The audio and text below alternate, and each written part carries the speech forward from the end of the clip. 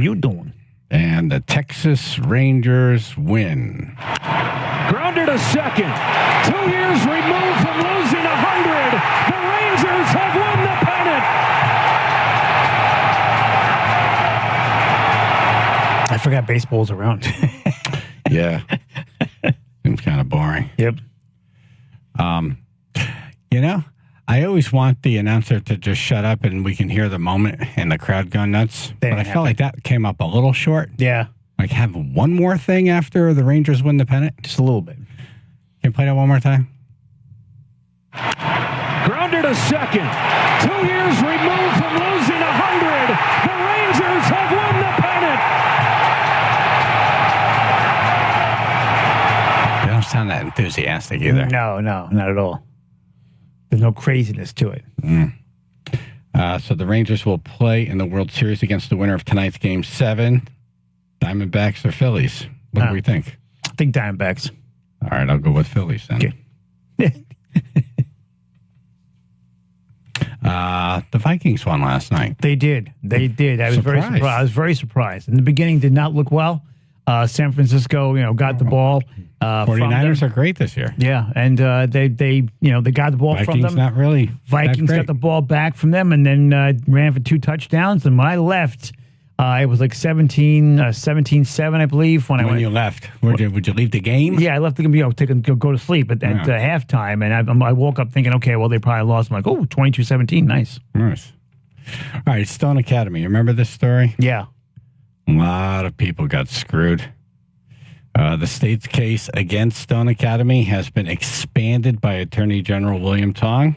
He announced yesterday. Tong filed an amendment complaint this week detailing millions of dollars reportedly siphoned from the nursing school by its owners. Stone Academy was a for-profit business owned by Joseph Bierben Creative Career Trust, which Mark Scheinberg established for his benefit, according to Tong. This is a complicated story, but basically, right around the pandemic, they started getting a ton of money. Yeah. Like they were making, I don't know, $600,000 profit. Then all of a sudden they're making like $1.8 million profit or more. And they, according to Tong's office, they weren't doing the right thing with the money. No, of course not. They weren't investing in teachers. Of course not. Stone's Academy's financial statements were obtained by Tong's office, and the outside distributions began among the pandemic after they received over $18 million in tuition payments, including $16.3 million in federal loan or grant revenue. So most of their money was coming from the federal government. Of course. No one looking over it. They just mysteriously shut down, too. Boy, wouldn't it be nice if we had like an executive director of the Connecticut Office of Higher Education? Oh, we do. It's Tim Larson. Oh. John Larson's brother. Oh. Like, he can't look into all this stuff, but this is the thing. Don't create an office if you're not going to do anything. Seriously. It's nice to have one of these jobs. Yeah, parking space. And hey, Ned, my brother needs a job. Okay, we'll create this office. I Googled this this morning. Like, there's, if you Google Connecticut Office of Higher Education, nothing comes up. Well, what a great job that is. You wonder why. Like, you don't even build out a website. Wow. Business card at least. So if you're the executive director of the Connecticut Office of Higher Education. A lot of words. What do you do? Sharpen pencils. Go to golfing events. Yeah. Cut a ribbon at school. I feel sorry for these people. A lot of hardworking moms working 2 jobs. Yeah. Trying to put themselves through school. Single mothers. Get screwed. Yeah, they bailed on them. Yeah. Yeah. Not right. It's not Tim's fault. He just kind of goes through life being a congressman's brother. Yeah. You would too. Wouldn't you? You would. Have a nice car, dress nice. Yeah. Walk around, do fancy stuff. Yeah, that's the other thing with like. Let's get back to the real bad guys here. Tong said that these guys were just buying bought like a $1.4 million mansion in Rocky Hill They bought 3 nice cars that the people at the school were using. It was like they did all the wrong stuff. According to the reports, they did all the wrong stuff. Right, that little spending spree. It sounds great for them. I got money. I'm going to buy stuff. But just think about all the money that we were dumping out during the pandemic. Oh, just yeah. to keep the engine going. Yeah. So many people. Check. Right. Yep. You know what I wish I would have done? Well, not really, but would have been good. What's that? Is you open up one of these like COVID vaccination places. Okay. Do you see them pop up all over the place? Oh, yeah. There was one that was like a med spa or something. All of a sudden, it's like, yeah, we give vaccines here. There was a van Like, okay, running. this seems real sterile. There was a van running around doing that. They put a little lean-to tent on, and people were getting shots there. Yeah. Like, it's supposed to be refrigerated, right? So much money. Got an igloo cooler in there. Oh, it's good there. Well, at least they caught up with these guys, but I'm just sad that it's at the expense of a lot of hardworking people. yeah. And once again, whatever. This story's all over the place. Have you heard about this off-duty pilot allegedly tried to turn off the engines of the flight before being subdued? I am so glad I heard the story after I got back from L.A. Yeah, that would have been a good one for you. Oh, yeah. So there's a jump seat in the cockpit, and that's usually afforded to, pilots and co-pilots and Yeah. Hitch a ride. other people. Yeah, you're hitching a ride, so you sit in that seat. You get to sit right in the cockpit. So they let this guy sit in there. And all of a sudden, he just decides to try to turn the engines off. Yeah, you got those 2 handles right above. They showed in the news, those 2 red handles right above the pilots. I guess they use that for if the engine's on fire, you shut it down. But the problem is at certain altitudes, you can't get it started back up again. So I would have killed all of them. So they tase them, or They just grabbed him. They subdued him. The off-duty pilot is 44-year-old Joseph D. Emerson of California. He's up on attempted murder charges, like 83 attempted murder charges. Seriously, yeah. They said he had a nervous breakdown. This is one of those stories that you see it and you say, oh, well, this is going to ruin it for everyone.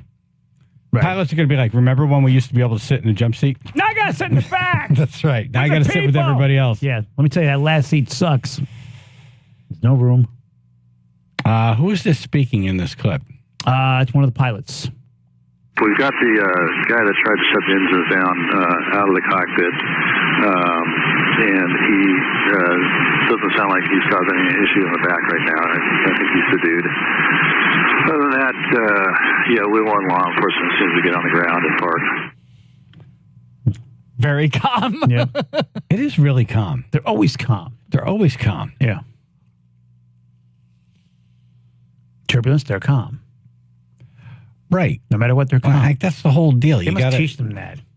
You can't talk with any type of tone in your voice. I think you don't get through the. I think there are different levels to get through the school, and I think that they get rid of you right in the beginning. Yeah. Yeah, you can't show panic. Right. It probably, as you're pulling into the parking lot, cut you off and see what you do. There's a series of tests. Right. They give you a lid that doesn't fit your coffee. Right. Just various things. Yeah. As you change your shoes, they put it's a dark room. There's a whole bunch of different like objects in the room. If you stub your toe. They give you 2 different size shoes. Yep, exactly. The front door is locked. Right. You order this kind of meal, they give you something totally different. Oh, yeah, there you go. All right. I like some peanuts. You're out. Yeah. That would be good. A pencil, as soon as you start using the pencil, the tip breaks. Yep. Yeah, they give them shoelaces that snap. Yeah. There has to be that. Because you can't teach someone. No. They want folks Those to be things. calm as a cucumber. It's like NASA. Oh, they medicate them. They don't let those astronauts. Like if you're like you and I never even we're not even driving by the school. I want to make it out of the parking lot. Right. Yeah. You probably start with like a heart rate monitor. Yeah. And then show you different images. I'm the guy who was annoyed that McDonald's was closed. You went nuts because someone was parked wrong in a parking lot. It had nothing to do with you. All they got to do is Look what I have to deal with in this effing town. just look at some past tapes. Even like last Saturday, I was annoyed by people on the road. All I got to do is just look at all these. Just anything I've posted and no, he's definitely not a candidate. Look at what I have to deal with in this town. Look at this stupid over here. Imagine a Okay? pilot. Notice how the parking goes over here, how the spaces go. Okay? But this clueless ass, she's sitting there eating her pizza. She's parked miles away from where she's supposed to be. Look at this ass. I swear to God.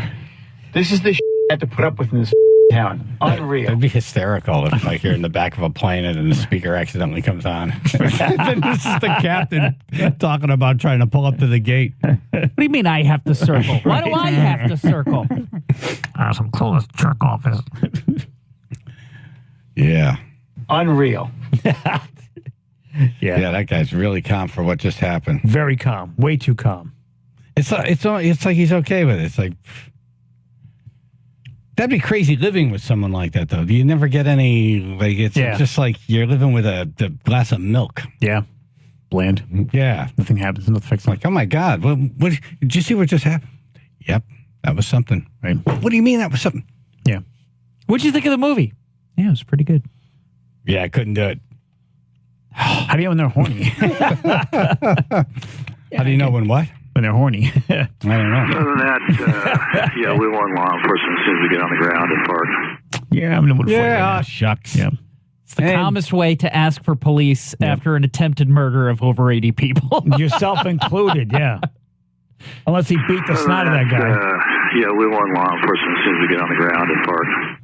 And a glass of cold root beer would be nice, too. Like, Right. what the hell where are you from? We don't know if he's taping up the blood on his knuckles. Right now, 'cause he beat the crap out of the guy. Yeah, I feel much better now. Chaz and AJ.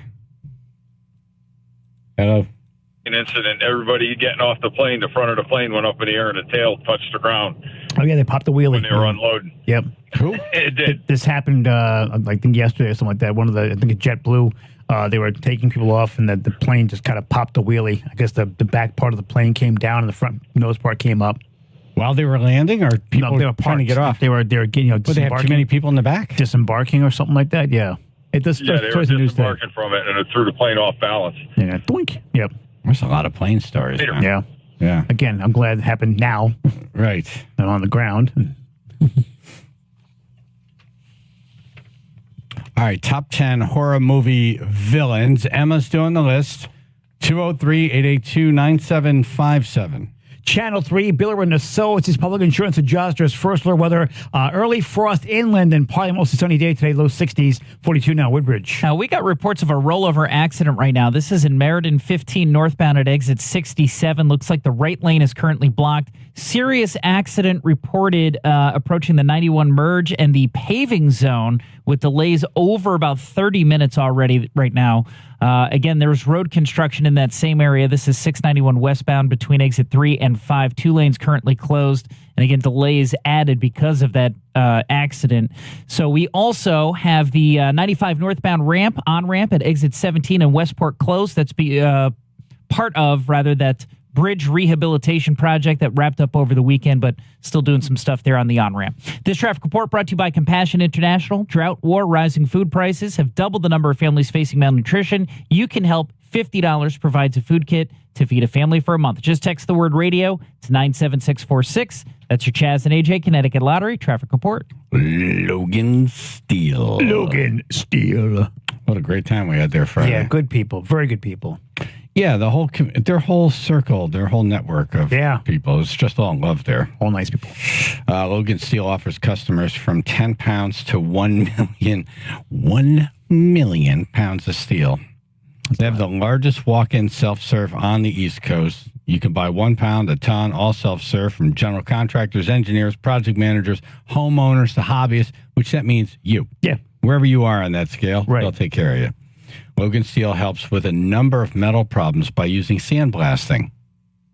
This removes unsightly rust and old paint to get it ready for finishing. It's like brand new again.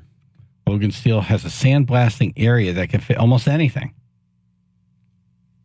It's great for acne, too. And your ass. They have performed sandblasting services for a variety of people, different jobs. Yeah. A variety of jobs. Truck and car frames, dump bodies, rolling chassis, patio furniture. Those park benches, they were blasting those. For Central Park. Yep.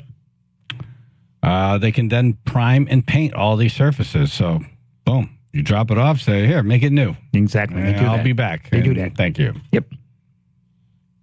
Over 4 acres of steel under one roof. Logan Steel is family owned and operated. They truly live up to their reputation. Steel in all forms. Go to the source, logansteel.com. That's logansteel.com.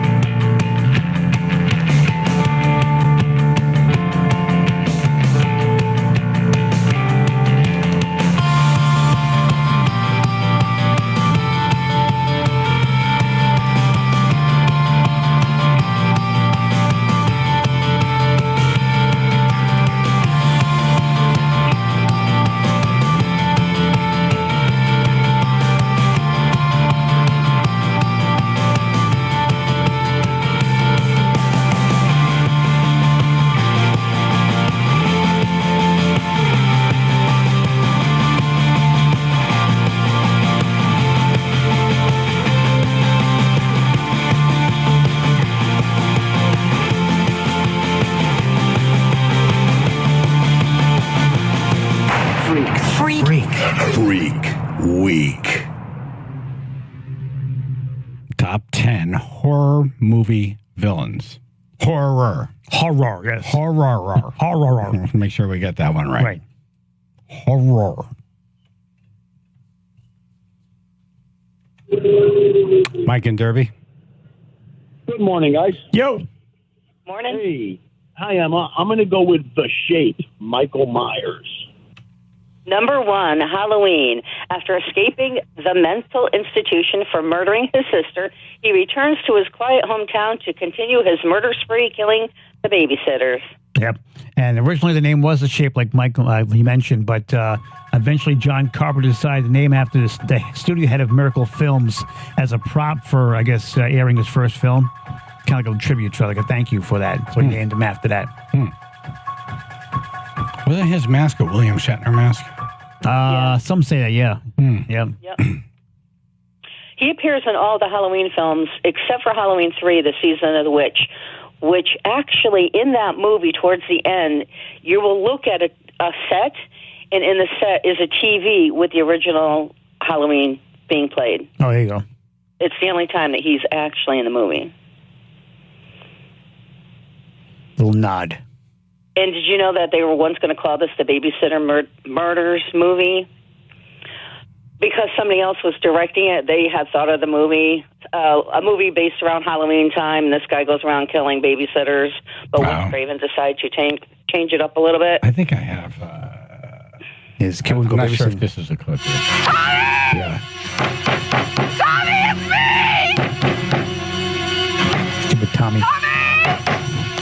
Open the door, Tommy. Open the door. Thanks a lot, Tommy. Who is it? Tommy, open up, it's me! Who is it? Are you an idiot? Tommy, please! Right. You stupid idiot. Yeah. Tommy, hurry up! She opened the door. Please! She runs in, throw the kid out. Tommy, please! Tommy, get upstairs. Get upstairs, get Lindsay, lock the bedroom door. I'm scared. Well, You're an idiot. open the door and listen to what I have to Right. say. I'm throwing Tommy outside. That's what you get for opening the door. Brain. Morning, ladies and gentlemen. Morning, Emma. Morning. Hey. Freddy Krueger.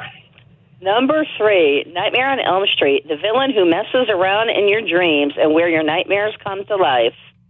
A fun fact about Freddy Krueger, a lot of the movie monsters at the time were using knives as weapons, but Wes Craven wanted to do something a little bit different, so he opted for a glove with steak knives. Yeah, apparently. Yeah, go ahead. This is also Johnny Depp's first acting debut. Okay. And also, Freddy's colors were based off an article from Scientific American that said the colors red and green were the most difficult to perceive. So they purposely did that. And the reason why his hand was so low, because Robert Englund said that glove, well, on the knives was really heavy. So that's why that was supposed because Yeah, we it had was him too on, heavy to hold up. and he said that. Yeah. You don't want to forget you have that on and go pick your nose. Right, or go number 1. Or number 2. Yeah, or. The first time he put on the glove, he Stupid cut his toilet hand. paper. Imagine working at a balloon store with that hand. That would be a hysterical Saturday Night Live bit. I'll get it for you. He's trying to tie his shoes. Damn it! Damn it, another lace. Paulingford. Hey, morning, guys. Hey. Emma, Morning. how about Pinhead from Hellraiser? Yep, number 8, Pinhead. Actor Doug Balding took his role of Pinhead very seriously and kept his character a mystery from the cast. A really weird fun fact Fantastic. about that movie is there was a maggot and cockroach handler on set. Since the movie was filmed in England, there is a law that cockroaches of both sexes weren't allowed on the movie sets because they can cause an infestation. They had to hire someone to manage them and make sure that they were all male, and then they were chilled in a fridge during the show. Whoa. Yep. Weird. That would be the funny balloon partner. Freddie Krueger and Pinhead. Right. Both balloon workers. We go to kids' party. Top 10 horror movie villains. James and Seymour. Pennywise the Clown. Number 6, this evil entity preys on the children of Derry, Maine, roughly every 27 years, uses a variety of powers. He has the ability to shapeshift, manipulate reality, and go unnoticed by adults. And originally actors Roddy McDowell and Malcolm McDowell and Alice Cooper were all considered for the role of Pennywise. And in the scene where he's in the sewer and Georgie comes over, he accidentally scared the kid. And apparently the kid was really scared of him. And the kid's like, "You scared me?" He goes, I'm supposed to. How we doing so far? Great. We have 4. Nice. Top 10 horror movie villains. Emma's doing a list. 203-882-9757. Chaz and AJ in the morning. 99.1 PLR. 95.9 The Fox.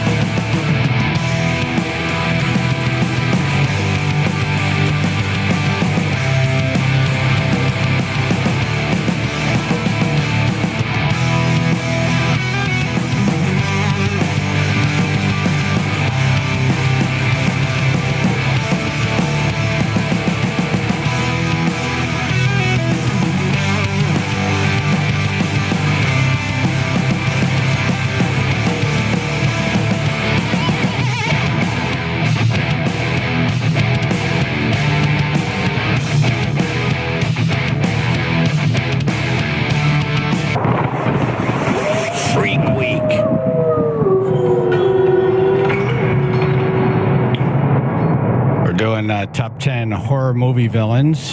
Chaz and AJ in the morning, 99.1 PLR, 95.9 The Fox. What do we get so far, Emma? So far, we have Pinhead from Hellraiser, Pennywise, Freddy Krueger, and Michael Myers. Emma was very impressed with her visit to Logan Steel Friday. Awesome. Apparently, she knows her way around like a steel mill. Look at you. I do. Yes, it was nice to visit and check things out. But your dad did that? He did. He worked at a steel plant for almost 40-plus years. Wow. Yeah. So that brought back memories visiting? It sure did. Dad's the metal. Yeah. You took a visit to the powder coating room? I did. Fascinating. The thing is enormous. I can't get over that you can drive vehicles in there and have work done. You know, That's the nuts. powder coating. Yeah. Did you see, like, there was that undercarriage getting done in one of the rooms? It's massive, absolutely. I don't know. Things like that fascinate me, so. Yeah, me too. Like, it really is. You feel so small. Yeah. We talk about it, but you don't really get it until you walk through there. And it was really cool that they were giving tours. Yeah. It was very nice that they were able to do that. And I kind of got a gentleman who was giving the tour besides John, who was with me, who was telling me about other things as we were on the tour. And then I had one of the, I don't know if he was a manager or something from the Torrington plant, and he was also explaining stuff to us. It was really nice. Yeah, it was a good time. And then you was. get food and you got hot dogs on pizza. I mean, come on, it doesn't get better than That's that. Cider. crazy. Yep. Fish nipples. Good morning, y'all. Good morning. Morning. Good morning. Jason, cha-cha-cha. Jason. Yes, Jason is number 2 for Friday the 13th. The villain with the highest kill count of over 163. He wasn't the only villain in this franchise. His mother, Pamela, was the original killer. She killed anyone who came to Crystal Lake to avenge her son's death. Right. And the hockey mask didn't actually make it till the 3rd installment. Is that right? Yeah. Yes. Right. So you didn't see him the whole movie, the first one, Right. No. right? No. No Right, hockey because mask. it was his mother. Right. Actually, I thought he came in towards the 2nd or the 3rd movie. He came out of the water at the end of the first movie. It was like, well, Yes. what's going on Who here? dis? Is that a dream? Yeah. Is that like a Carrie-like nightmare? Yeah. Is he alive? What's happening? Yeah, the 3rd movie had the hockey mask, and the 2nd movie he had a bag over his head. A whole lot of love He here. had a bag. Yep. I have all the little notes. They called him Baghead. He had a Bag. Over his head. Had a few dates like that. It's 1980. They didn't have too much going on then, I guess. That's what a bag on her head. Charles in college. Good scary morning. Hello. Morning. Good morning. I'm going to go with the Xenomorphs. The Xenomorphs. I do not have that. What's a Xenomorph? I don't know. What is that? What is it? It was a bloodthirsty alien carnivore that grew off of humans. Oh. What movie's Oh. the name? Mr. Smith Goes to Washington. I don't know. Is that like an alien from Alien? There we go. Politicians nowadays. Remember, off my head. Oh, Yeah. Xenomorph. well, I'm sorry he's not on my list, or they are not on my list. Thank you, Charles. Thanks, man. Thank you. All right, take care. You too. I have no idea what's going on here. Want a whole lot of love. Want a whole lot of love. Sorry. Excuse me. There's my stomach. Yep. Gotta eat something. That's actually Ruth.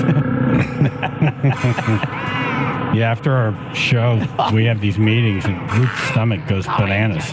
It sings to us. Kevin in Waterbury. Yeah, how about Michael Myers?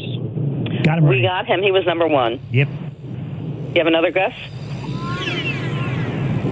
No.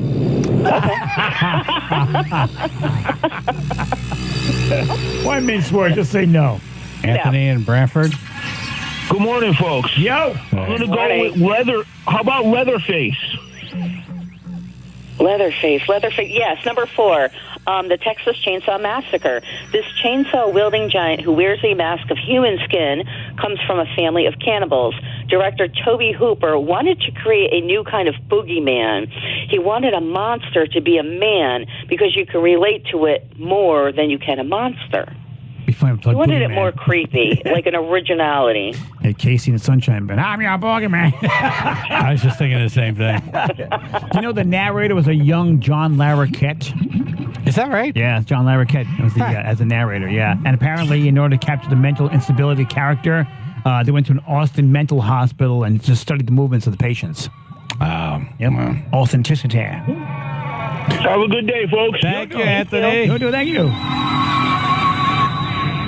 Top 10 horror movie villains. Big Chris? Yes. Good morning. How about Chucky? Yes, number 7.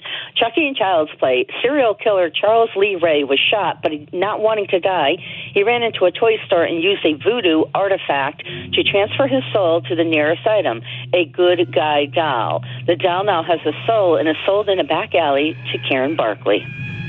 Great guess. Yep.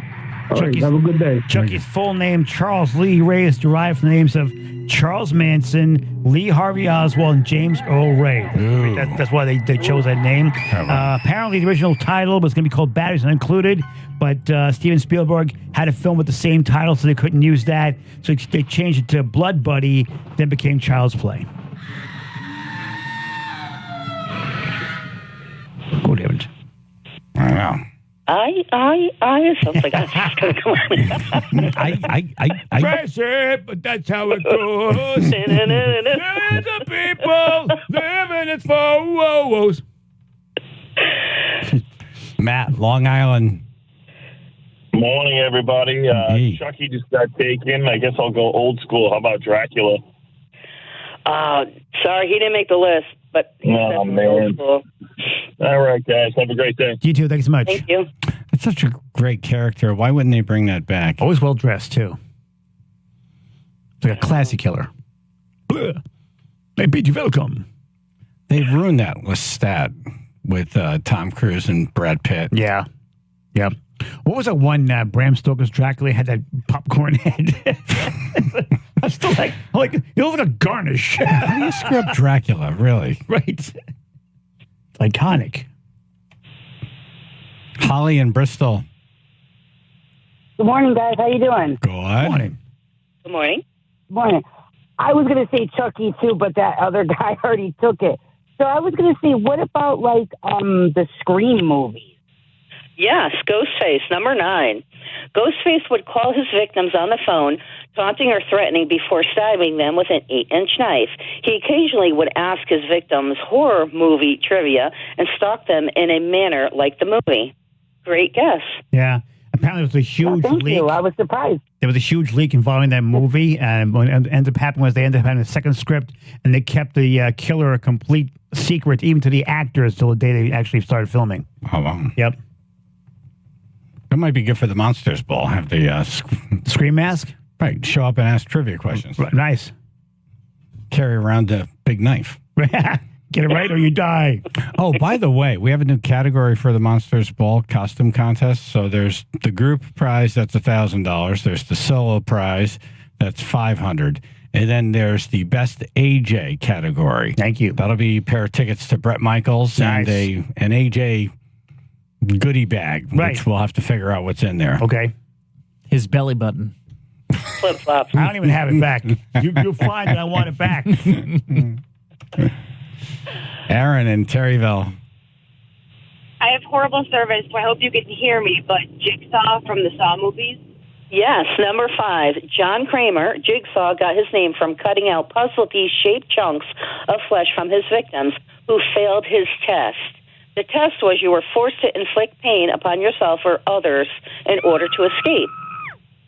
And it says the reason why Jigsaw was able to create those traps because he was actually a civil engineer before he became ill and started focusing on torturing people.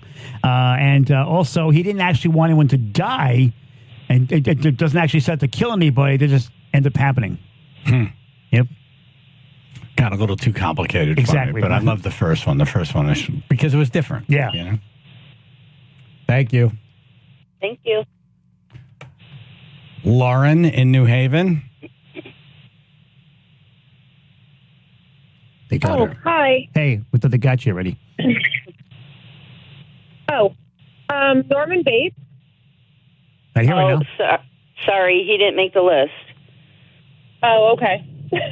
Thank you. A good one, though. It is, yeah. How many people did he kill in that movie? Was that Candyman?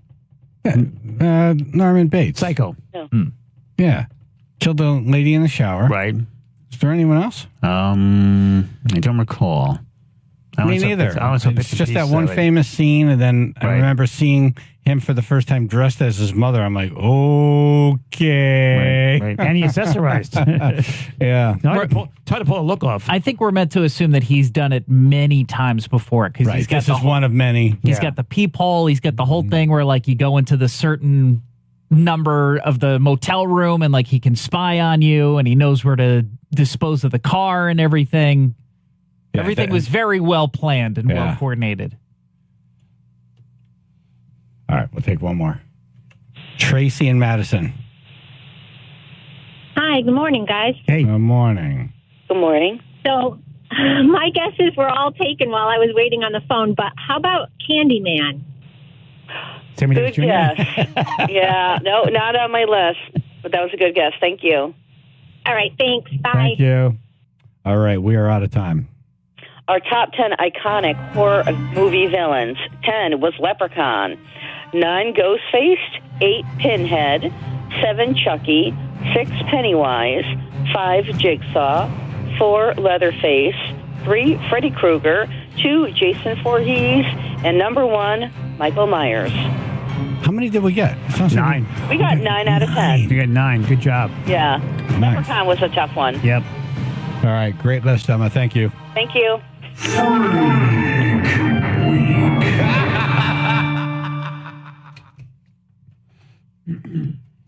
I'm scaring myself here. Boo! Got to talk about your surgery, and we got a parody song about your surgery coming up. Channel 3, Billard Associates, Public Insurance Adjusters, First Alert Weather, early frost inland and partly mostly sunny, nice day, low 60s, 42 North Haven. Got some more information from Meriden, thanks to our buddy James, who called in, said that, yes, he can confirm the overturned vehicle, 15 northbound, right around exit 67. Looks like that is causing some very heavy delays. The right lane is definitely blocked. Serious accident as you approach the 91 merge there and the paving zone. So a vehicle has rolled over. Delays over 30 minutes definitely reported right now. 95 northbound, the on-ramp in Westport at exit 17 is still closed. That's because of the bridge rehabilitation project wrapped up over the weekend, so all the lanes are open. It's just that on-ramp remains closed. This traffic report brought to you by Compassion International. Drought, war, rising food prices have doubled the number of families facing malnutrition. You can help. $50 provides a food kit to feed a family for a month. Just text the word radio to 97646. That's your Chaz and AJ Connecticut Lottery Traffic Report. All right, it's the time of year that pests want to come in, and for homeowners that want to keep the mice and rodents out, the answer is simple: Cat's Eye Pest Control. Hey, this is Phil. I needed help with mice about a year ago. Terrible, helpless, frustrating feeling, especially right before the holidays when everybody's already dealing with added stress. Cat's Eye made the whole process simple, fast, and permanent. Cat'sEyePest.com. Schedule your free inspection. Their permanent solution, the CatGuard exclusion system, will prevent mice, rats, squirrels, raccoons, and bats, as well as other wildlife, from entering your home through your attic, basement, living space. An all-natural approach to sealing your home, meaning your family and your pets are safe, so you'll never have to worry about pests coming into your house again. You will also have your own support team with a customer service rep assigned to your account year-round. No matter the season, Cat's Eye will be there to protect your home from pests. Cat'sEyePest.com.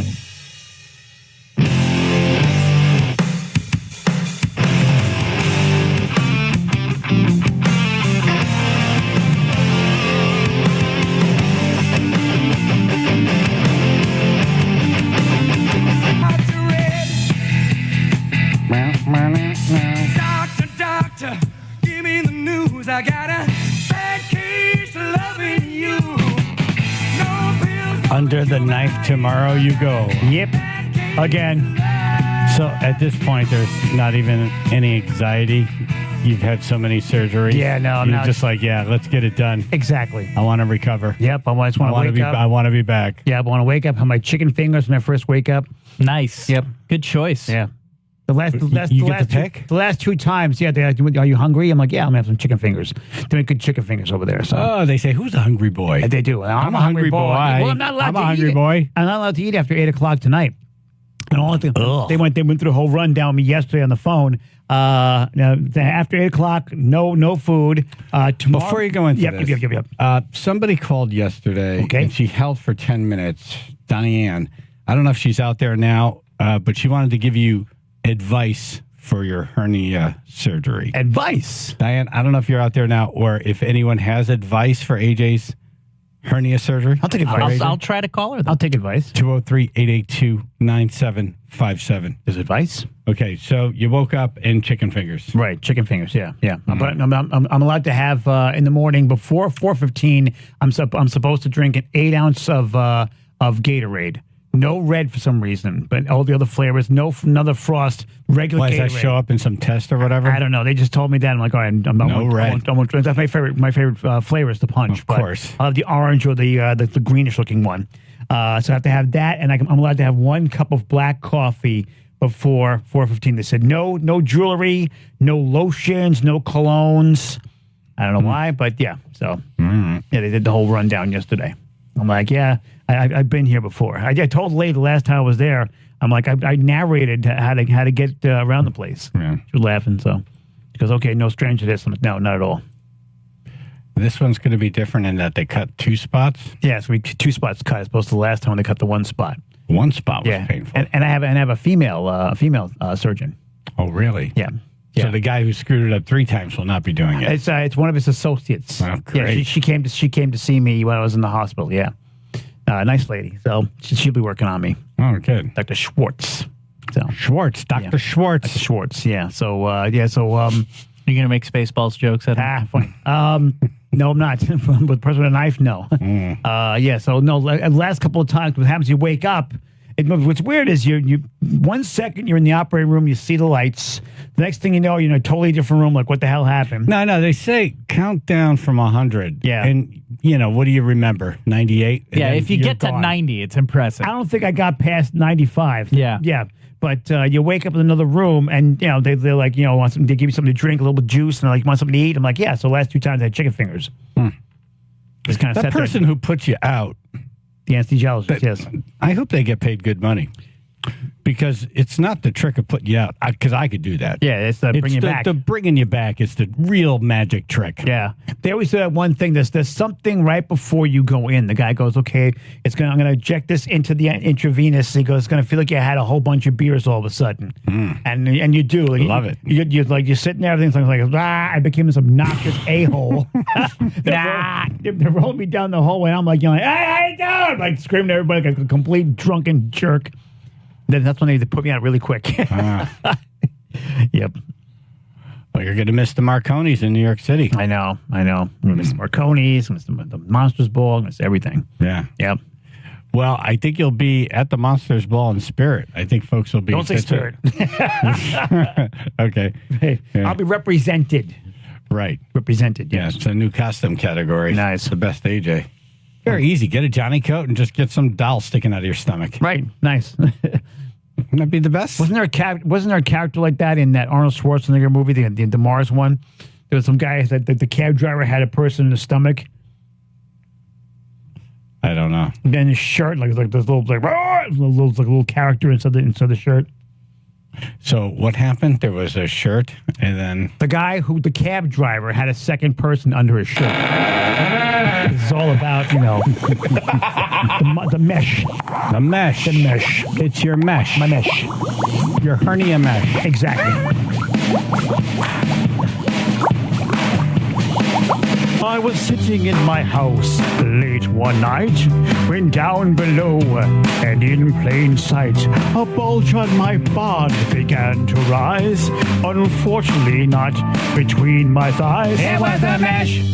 It was the monster mesh. The monster mesh. And it's a pain in the ash. The monster mesh.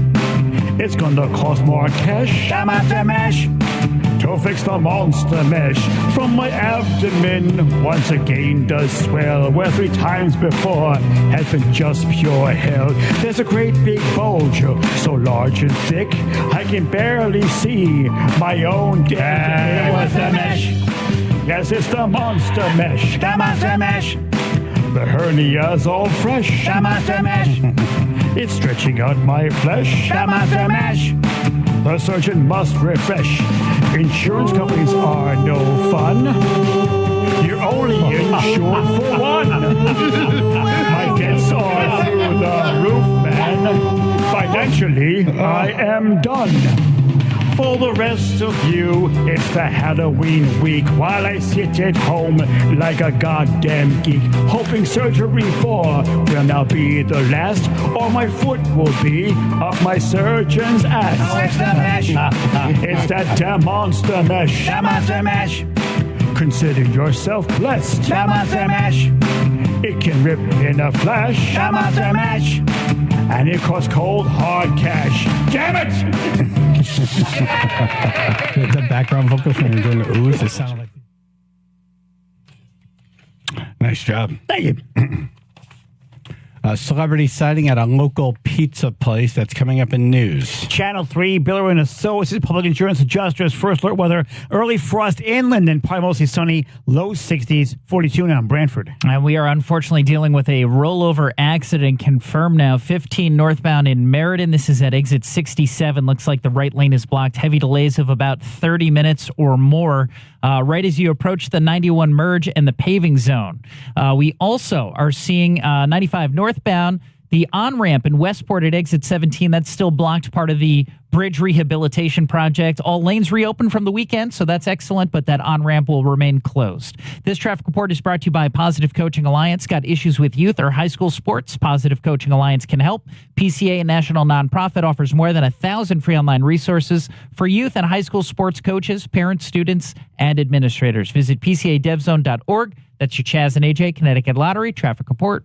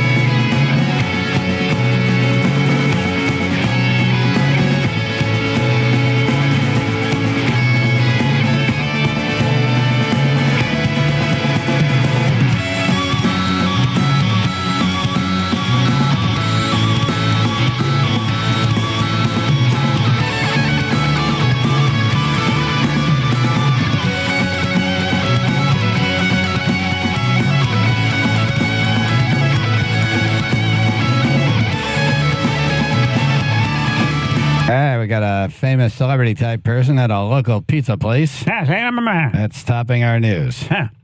Pat Oates in studio. Good morning. Good morning. Morning. Hillary Clinton went to Sally's. Oh, bad book. She posted to her Instagram that she was in town for a law school reunion. That old line. Quote, I was in New Haven only briefly this weekend for a law school reunion, but in this life, you make time for the important things. She attended the Yale Law School and graduated in 1973. Wow, 50 years ago. Look out. Imagine being at her class reunion. So I was First Lady of Arkansas, First Lady of the United States, a United States Senator, Secretary of State, the first woman to be the top of a major political party for president. I won the popular vote for president. Oh, and my husband was governor and two-term president. So Terrific. What have you been up to? Okay, terrific. Pick up the tab. I'm working at my dad's law firm. Right. You know. I got in a small claims court, that type of thing. Yeah. Yeah. Right. Saw that Barbie movie this summer. Right. It's like an overachiever. Yep. Just keep shoving pizza in her mouth here. Keep eating both. She does have quite the resume. Yeah. I'm going to look at it that way. That's exactly what someone would say at a high school reunion. Yeah, well, if you want to look at it that way, they were successful. Fine. I didn't allegedly murder anybody. What do you think her pizza etiquette is? You think she has pizza etiquette? Absolutely not. No. None. They should probably have like someone taste her pie first. Secret Service is all over the place. She doesn't eat crust. Right now. I can't picture her having any toppings on it. Like hers just a plain cheese pie. Yeah, I think that's... So when I go to Sally's, that's what I have. Yeah. Plain cheese. Right. What do you get when you're at Sally's? Some people do pepperoni. I mean, I plain cheese it, but I don't think you should have more than one topping on a Sally's. I've never had a Sally's yet. Never had Sally's. Yeah, It's the time of year the tomatoes are in season. That tomato pie is probably the one to go with. They say it's a little off now. It's not the same. Yeah. But it's still freaking good. Yeah. Pizza's pizza, man. Yeah. But it's Sally's. Okay, so maybe they changed it a little bit. Right. Maybe you'll notice the difference, but... I think we're spoiled. We're spoiled because now we think that it is amazing. Anyone else from outside here comes and eats it. They're like, this is the best, There is no recreating the pizza before business gets involved. No. Yeah. When it's just a family-run business, they've been doing it for many, many decades. Right. And they have enough money where they can, generations. They have generational wealth from making pizza. Yeah. And they're making it the way they made it from the beginning. There's no recapturing that. Yeah. But still, it's still great. I'll have to try one sometime. What if she eats just the crust and not the pizza? She might be that way. Right. Or she just takes one bite and just throws the rest of it out. Yeah. Because it doesn't have lizard on it. The Portnoy method. She seems like she'd be like a two-piece person.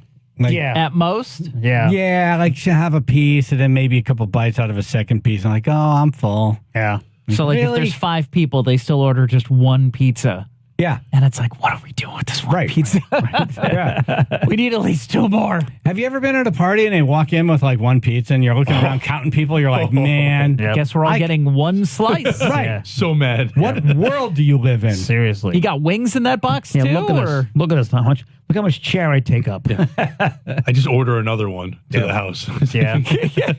I'll get the next one. Don't worry Send about garlic bread, mozzarella sticks, anything filling. Right. My first experience at Sally's was for Brian Averna's birthday, and we got there a little bit early. So as soon as the door opened, we're kind of in the building. There's a line already. Yeah. It's cold. I don't want to say winter, but cold. Yeah. You could feel the cold air. Yeah. And, the person gets that awkward spot where they're standing in line where the door is. Yep. Now, do you close the door, open the door? Yeah. And my first time hearing a Sally's employee was, hey, shut the door. I'm like, okay, then. Right. I know exactly where I am. So it's like home cooking, huh? Yeah. Right. Yeah. It's like you're home. It's like we don't mess around. There's no pleasantries. Right. Shut the door. You're not asking questions about the menu. Can you yell, shut your face back? Shut your face. Oh, they were all very nice, but it's the vibe. It's kind of what you go there for. That kind of sense of like, hey, we've been doing this a long time. Don't be stupid. You're not special. Yeah. Right. You're not special. Not special. Yeah. Welcome. Shut up. Right. What's good on the menu today? It's pizza. It's all good. Pick one. Yeah. Everything is good. Oh, that place, I don't know about now, but it hadn't changed. Can someone call and tell us if they fixed it up at all? You go into a bathroom there, it's like, whoa. Right. It's seen many things. Nothing has changed. Nothing. Right. Nothing. Right. Which is part of the personality. Part of the charm, as they say. Yes. The charm won't flush. That bathroom has seen a lot of charm. All kinds of charms. Yeah. It's for magical terms. Yep. When I ran the comedy club across the street from there, we'd get in a lot of charming conversations about our customers in their parking lot and vice versa. So, yeah. Charm. A lot of charm. Wow. But that is a tough street for parking. Incredibly hard. New Haven's tough for parking, period. Yeah, that's true. That's right. They're knocking down the comedy club, so more parking now, so it's fine. They won. Did Sally's buy the building? No, I don't think Sally's didn't, but I know that street, because it's a historical street, they're turning that into parking is what I heard about a year ago. Great. So they need parking. Because if they did apartments, it would have been $8 billion to live across pizza. Right. Yeah, so. Wow. I was thinking about this yesterday because we were talking about pizza etiquette. I do have pizza etiquette. Okay. There's one thing that I, insist on. What's that? You close the box. Yes. Yeah. Oh, yeah. Yes. Don't leave it open. That's really the only thing I have. Yeah, just keep it warm. Now, I won't do it if I'm at someone else's house and they have the box open. I'm like, they're an open box person. I'll close the box. I won't do it. I won't touch someone else's. Force to have it, I'll close the box. But if it's at my house, I'll close it. I grew up in an open box, and it made me nuts. My dad would rip the top off. Oh, and use it like He'd a order plate? like 4 or 5. No, just get rid of it. Oh. We have 4 or 5. He goes, here you go, vultures. You just throw down 5 boxes of pizza for all the kids, and he ripped the tops off, so it would just sit there and then get cold. Get cold fast. For now, I cover everything. Well, always. also in the summertime, like if there's a fly in the house, the fly's on the pizza. Yeah, we fought the fly for the pizza. So there were 6 of us. We were battling. Look the flies. I didn't even think of the flies. There's more charm right here. I don't have a lot of flies in my house. Sometimes they come in. If it's really hot AJ, outside. why don't you close the freaking door? The flies are going to come in. Well, some guy was standing in the doorway. Hey, shut the door! Hey, shut the door! The in, the out. What are you doing? Yeah. Do you think she napkins the pizza, like with the grease? Like, do you think Hillary does the press down to get it off? Does the hold it down so the grease just kind of... Oh, so you're showing it's drippy? Yeah. Well, here's the other thing. Do you think she even had any pizza, or do you think that was a photo op? Because she's standing in front holding the Sally's box. I was just thinking, because she didn't have to go in. She could have definitely sent somebody else in, called ahead. This is the order. We're coming to pick it up. It's under Gary or whatever. Yeah. She didn't have to do any... No, like she doesn't have to That'd be put her funny, name calling there. a pizza at Sally's under Gary Bamonte. Right. Wow. Wow. Yeah. You hear click. Yeah, click to do.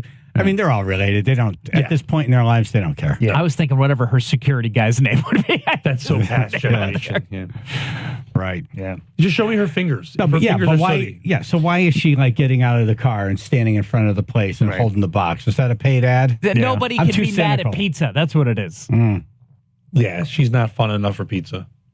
Right. You're in New Haven. You should do something fun in New Haven. Right. Oh, pizzas, their thing. Right. Take a picture in front of, and you can't get through. We tried to call Sally's and you just get right into a voicemail. Even if you're calling for like takeout or talking to someone, it's. Wasn't Bill a frequenter of Pepe's? Or her husband went to Pepe's. Yeah, he did go to Pepe's. Yeah. Some people ended up going, Ronald Reagan ended up going to Pepe's. He wanted to go to Sally's, but Sally's was like, yeah, we're not getting up at that time. Wow. I love it. Yeah. So like, all right, we'll go to Pepe's. Wow. It's a whole thing. Got to turn on the ovens. Just like, nah. We open at this time. Thank you very much. Bye-bye. No exceptions. Wow. And by the way, on your way out, shut the door. Right. Yeah. Have you ever seen anyone famous in Connecticut? I don't think I've. Like outside of being at a show, knowing that they're supposed to be at this place. That's how I've like never been to a restaurant and said, "Hey, there's someone famous over there." Have No, you? I never have. Gene Wilder. Saw him a couple times actually in Stanford. That makes sense. Yeah. He's a Stanford. very nice man. I mean, the account like Genius. Sports Center people, because there was one point where I would see them in every restaurant, like Chris Berman and Robin Roberts and all those people that were on that when they were huge I would see them at like in Cheshire, Victoria House, and stuff like that, in restaurants just eating because they lived in the area. But that's about it. Right. Yeah. So plate this plate. Take this plate. Back. Sorry. But not like famous. I'm trying to think. No, outside of like appearances we've had That's with the thing. people. So it's like Hillary Clinton stops for pizza. We're like, oh my God, headline news. Look! Oh my God! There she is. Yeah, she eats. And Bill went to that place in Sandy Hook, right, or Newtown when we were. That's right. He stopped there, so they go to different pizza places too. They don't even like each other at all. Like, right. Well, she knows how to pick pizza, though. I mean, the other guy was great, but he was on 84. They were like, just stop at the closest That was convenience place. pizza. Yeah, Bill was eating, she was posing. Like, there's a difference there. Like, Right. He had a problem. He needed to stop. Go get me a piece. I mean, a slice. Oh, that could be it could be a cleanup thing. Like, last time we stopped through the state, we stopped at the wrong place. Right. We got to go to the right pizza place this You time. did it wrong. I can't say I've seen any celebrities outside of like stuff we've done with them. Right, or like at the casino or somewhere where they're supposed to be. Yeah. Right. Yeah. This is just one of those places. They drive through. Yep. They drive through. Hey, make it here. Nope. Robbery suspect makes a massive jump off of a building in an attempt to escape police. You really have to see this video to appreciate it. I think it's like a 3 or 4 story building. Yeah, and he tested jumps gravity off the roof. Yeah. And when you see this person just like in the middle of the air with nothing around, you're like, shouldn't they have a parachute on or something? Something, yeah. But he jumps down to like a first floor building, bounces off that roof, lands on the ground. Right. It wasn't half-assed. It was a full launch. Yeah. Full speed. Every ounce of energy he had. Probably somebody saw in a movie. Well, and he didn't even. Well, in the movie, they get you to the edge, and then you look behind you, you see the bad guys coming, and then you look down and see how high it is. This guy didn't even. He was just like, I'm gone. Yep. I'm Tom Cruise. Yep. Did his own stunts. My knees be blown out like the first landing. So he lands, and then he starts going for something in his waist. Here's some body cam audio.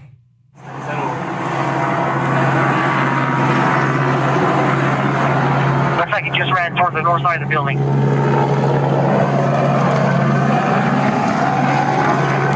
Hey, he's jumping! Hey, he's on the roof! Hey, let me see your hands! Let me see your hands right now! It's funny. It was like he's jumped. Oh, boom. Yeah. He's jumped. Boom. Bing. Didn't take long. Can you bring that back? Looks like he just ran toward the north side of the building. Takes him 4 seconds to get there. Hey, he's jumping! Hey, he's on the roof! Let me see your hands! He wasn't even on the roof anymore. It was like he's jumped, bang, boom, down on the ground. Hey, he's jumping! Hey, he's on the roof! That's the fastest play-by-play. That's AJ if he had that job. Hey, he's jumping! Look at him! Screaming. Hey, he's down. He's down. Get arrested. He's on the ground. Screwed up. Hey!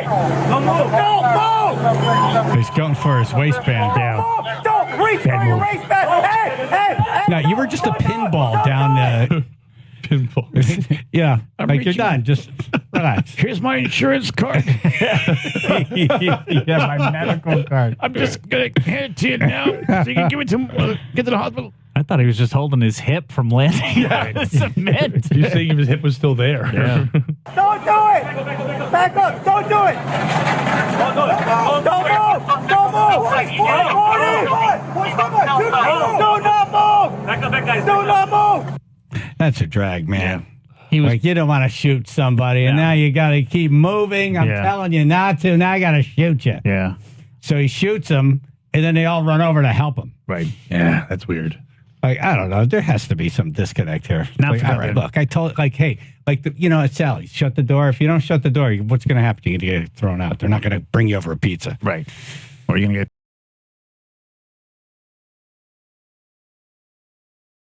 pizza something special. Don't move. Yeah. Okay, now I have to shoot you. Bang. All right, I'll let the ambulance people take care of you. Yeah. You won't have to yell that many times, don't move. You tell me once, don't move. You got a gun? I'm not moving. After that fall, Yeah. I'm surprised you can I'm not going to move. I'm like, good, you got me. Right. I'm counting the little me, so the wings going. the most I can do is blink at that point. Look, I see stars. You see stars? I see stars. All right, dumbass news. Fill in the blank and win the tank of gas. Get in the running to win $1,000. So fill in the blank, you'll win a tank of gas and get in the running for $1,000, courtesy of Chevrolet of Milford. 203-882-9757. Channel 3, Biller in the Solis, public insurance adjusters. First alert weather. Okay, so last night was cold. It was cold out there. So got some early frost inland. Then probably mostly sunny day to the low 60s. 37 now, Wallingford. All right, we now have 2 accidents in Meriden. First, this overturned vehicle is blocking the right lane 15 northbound at exit 67. This is a serious rollover incident. Just as you approach the 91 merge and the paving zone, got delays of about 30 minutes expected there. And now opposite that, going in the other direction, 15 southbound, there's an accident that's blocking the left lane. Same area, approaching exit 67, 2 cars involved, right at the 91 Wilbur Cross split. This traffic report is brought to you by Positive Coaching Alliance. Got issues with youth or high school sports? Positive Coaching Alliance can help. PCA, a national nonprofit, offers more than 1,000 free online resources for youth and high school sports coaches, parents, students, and administrators. Visit PCADevZone.org. That's your Chaz and AJ. Connecticut Lottery Traffic Report. That guy who jumped off the roof can use QC Kinetics. The future of joint pain relief is here. QC Kinetics, advanced regenerative medicine, amazing stuff. And I've been told more steroids and surgery are the only options. Well, not so fast. Get a second opinion, learn more about how you can harness your body's own healing agents to attack the joint pain and get lasting relief. QC Kinetics does not mask the pain. These treatments go to the very root of the problem using concentrated healing properties placed directly in your joint to restore and repair the damaged tissue so you can live your life, your best life this fall. No more pain in your knees, hips, shoulder, back, no drugs, no downtime, no surgery. Life's about motion, and QC Kinetics is giving that back to you. So call the local medical professionals and get a free consultation today. QC Kinetics, the nation's leader in regenerative medicine. Call 860-440-PAIN. 860-440-PAIN. 860-440-PAIN.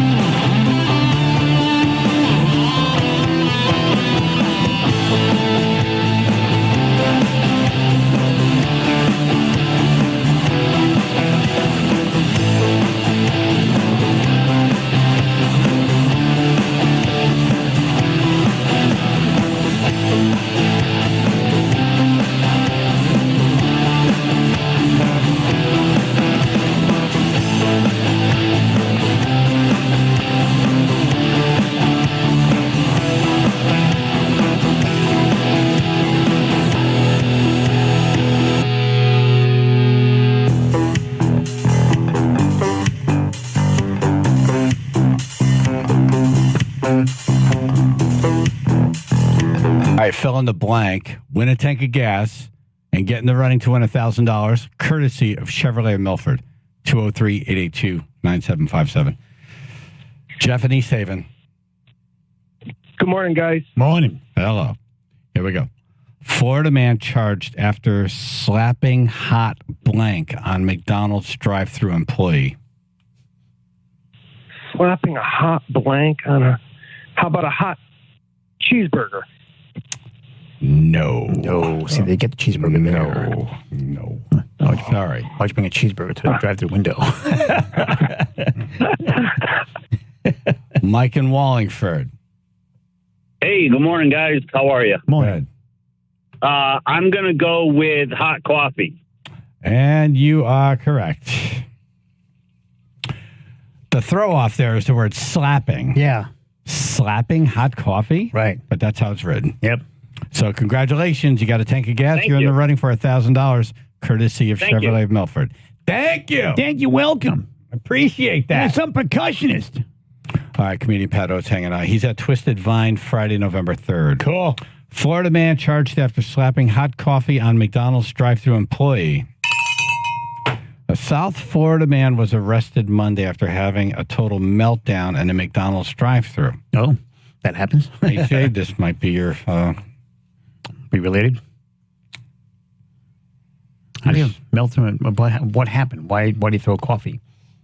According to Miami Springs police, the incident stemmed from an argument over a few cents on a breakfast order. Yeah. That's extreme. Surveillance video from the McDonald's drive-thru showed the customer in a fury with a store manager. Wow. Hadn't his coffee yet, that's why. After the employee handed the man the coffee, he slapped it away and sped off. Get that coffee away from me, damn it. I'm going to have tea. So the manager said the crew told him it was over a penny. Wow. Okay, a little frugal there, a little cheap. But you also just wasted a coffee you paid for. This would be a fun video to watch. All of the occurrences over the last week that has led this guy to like pop over a penny. Right. It was just, that's all he needed. Was just a penny. I mean, usually they forget my fries. I'm like, screw it. I'm not going back. They'll get it. I'm just like, I don't have fries today. No, but there were arguments throughout the week. He's been talked to like a jerk a lot. And he finally lost it. Something happened. Could be divorce, could be job, could be mortgage, bills. Right.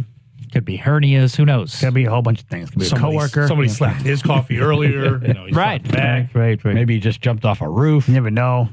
Told not to move. Don't move. Don't move. Then he moved. And he got shot. Right. He wanted coffee. He finally gets out of the hospital. Right. He was pulling out his card for a free cup of coffee somewhere, and they wouldn't let him pull it out of his pocket. Right. Yeah, so they shot him. Yeah. I hate coffee now. Miami Springs police arrested the 64-year-old. 64. Elizar Ravello. Ravello was so angry over the amount he was being charged. Really? By 1 penny. Garcia said the store manager in the surveillance video suffered burn injuries. Oh, Of stop. course, I'll be out for weeks, and of course, there's trauma, and I wake up screaming now in the middle of the night that a cup of coffee's chasing after me. That coffee is hot. If you ever read the cup, it tells you. Caution, It hot. tells you on there. It's hot. Caution, hot hot. coffee. Yeah. Says it. Right.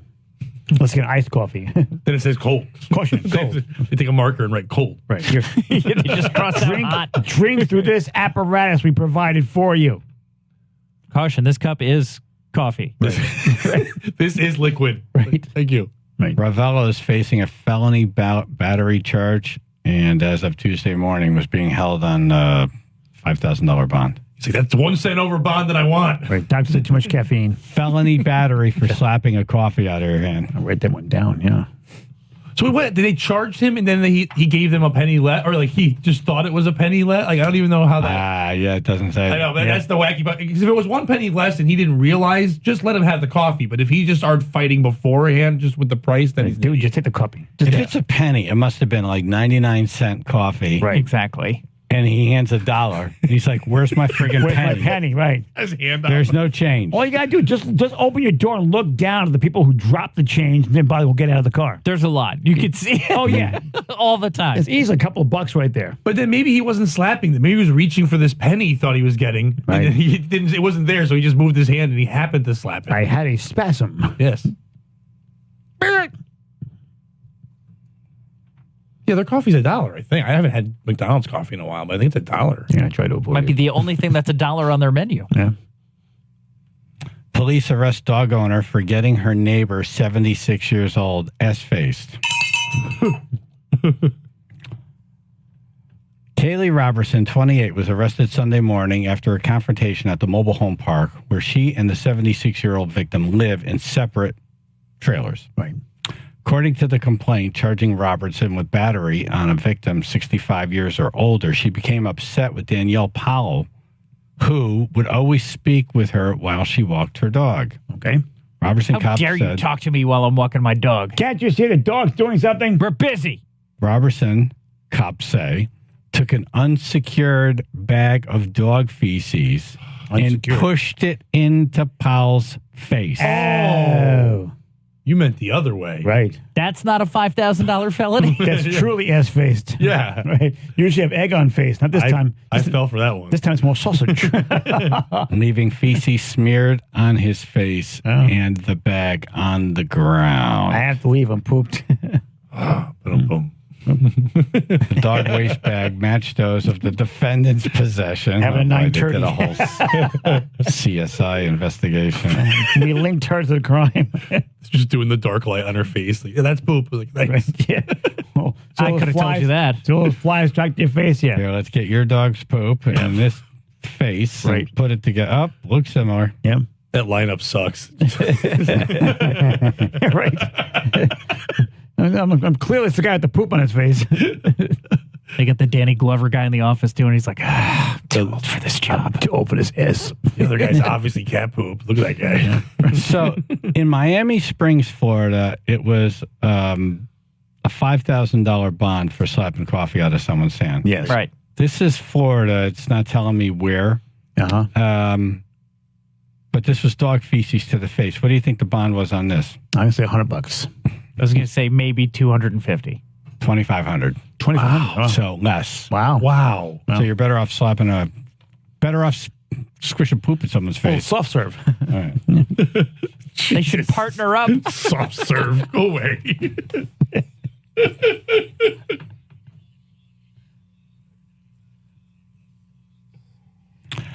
All right. This band isn't going to make the list because they got better in the 80s, I think. Uh-huh.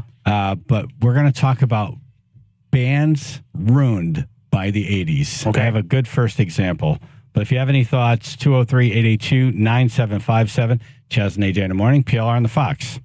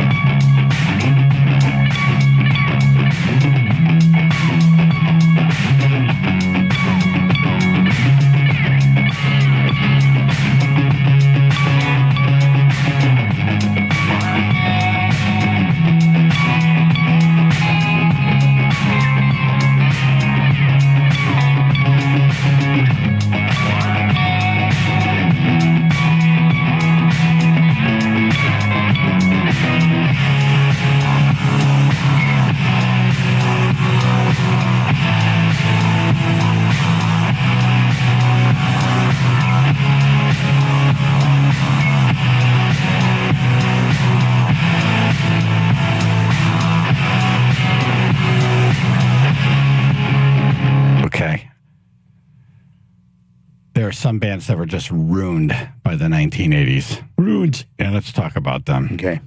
Chaz and AJ in the morning, 99.1 PLR, 95.9 The Fox. This is Jefferson's Starship in 1979.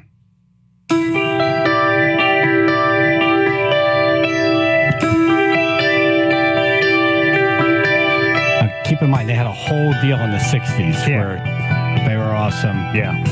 Iconic. And then 70s, guitar and drums. Yep. Okay? Great song.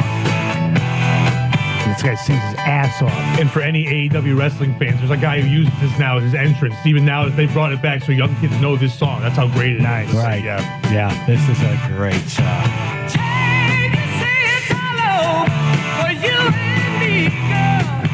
Yeah, the Mickey Thomas vocal. Yep. I can sing, man. Yeah, so that's 1979. Yep. Then we turn the page.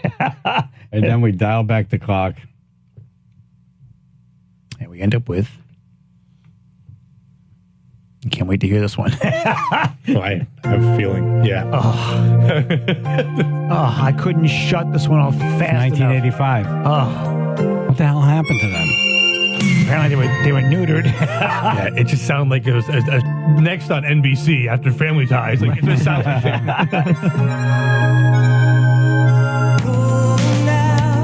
too synthesized. Where's that drum? I know this drum from somewhere. There's another song, and it has the Crazy drum. For You by Madonna uses the same type of drum. Okay. All Casio keyboards. A lot of songs use this. Yeah, they put the extra echo on the drums. Yeah, the trigger. There's another song in the 80s with it. It's probably a Phil Collins song. Probably.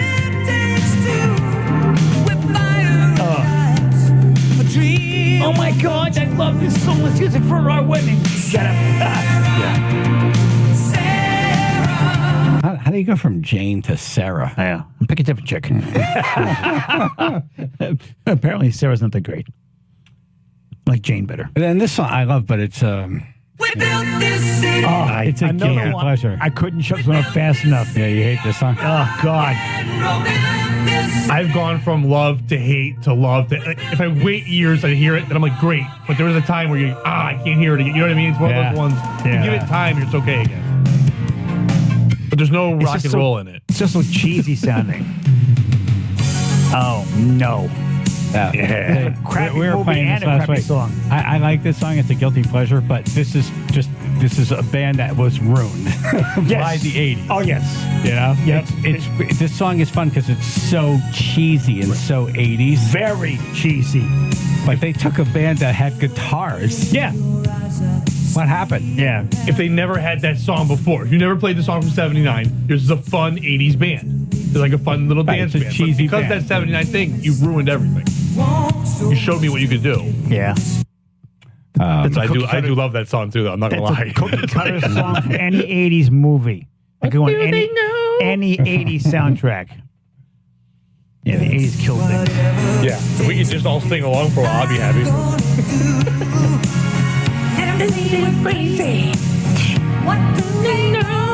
I think it.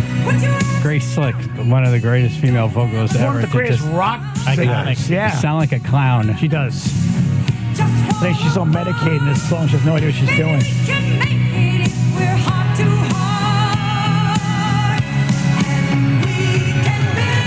Yeah, it's like she's doing her best Bonnie Tyler impression or something. It's a weird thing.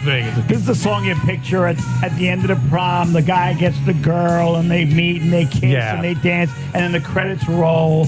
The nerd's crying. The jock feels weird because he's learned that life's different now. The handsome, muscular jock goes home, empty, and then the nerdy kid who picks his nose between glasses gets the hot homecoming queen. Yeah, the fat girl's prom queen. Like everything good happened. Right. Happy ending. Yep.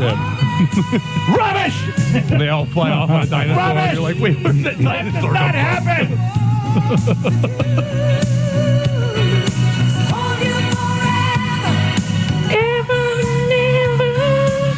Ouch. This is a band that was ruined in the 1980s. Yeah. Totally ruined. So a tribe member called up and said Foreigner. That's another one. And yes, I agree. I wrote down Foreigner also. But again, I love all the songs. Like you did ruin them as a rock band, but there's still great songs after. They went too mellow in the 80s. Way too mellow. 70s you had, Double Vision, you had Cold as Ice, you had songs that had some bite to them. Not Cold as Ice thing. And then you had the then they came back with like love songs. Oh yeah, that Double Vision, man. That was a great album. All guitars. Yep. It's all guitars. Yep. Hot Blooded. Yep.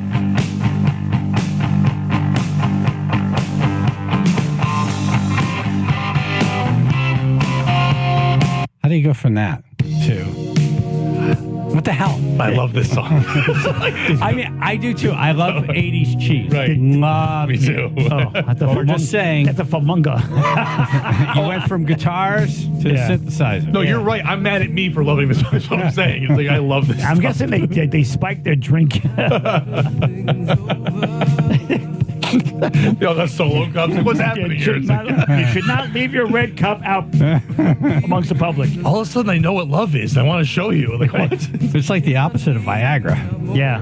It's like they went from being hard to getting soft. Yeah, from hard rock to soft rock. Too hard? Try Foreigner. Yeah, this is the antidote for sex. Jesus. Horrible. Opposite of Viagra. Yep.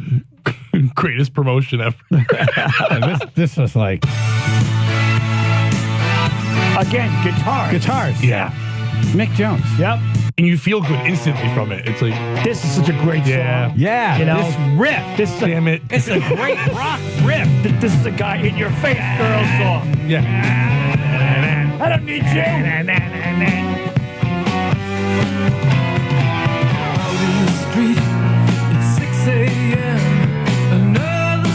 And again, the keyboards, the piano is It's done a piano. right. It's done right. It's not a cheesy organ. Synthesizer.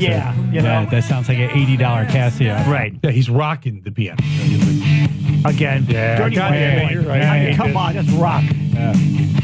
This might be worse than Jefferson Starship. Like, Yeah, like such great guitar bass. Yeah.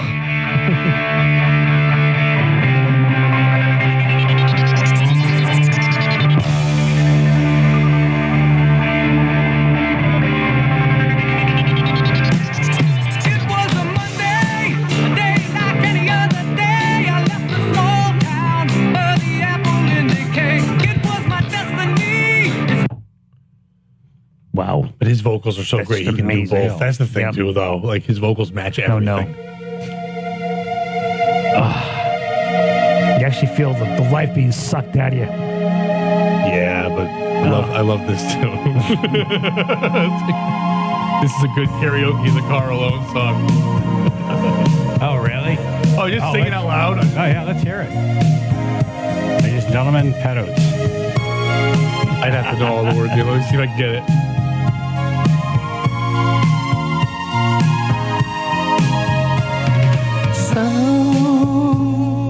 I don't know the words at the beginning. Ooh, I thought I'd do it. that was going to be really good in a bad way. Yep.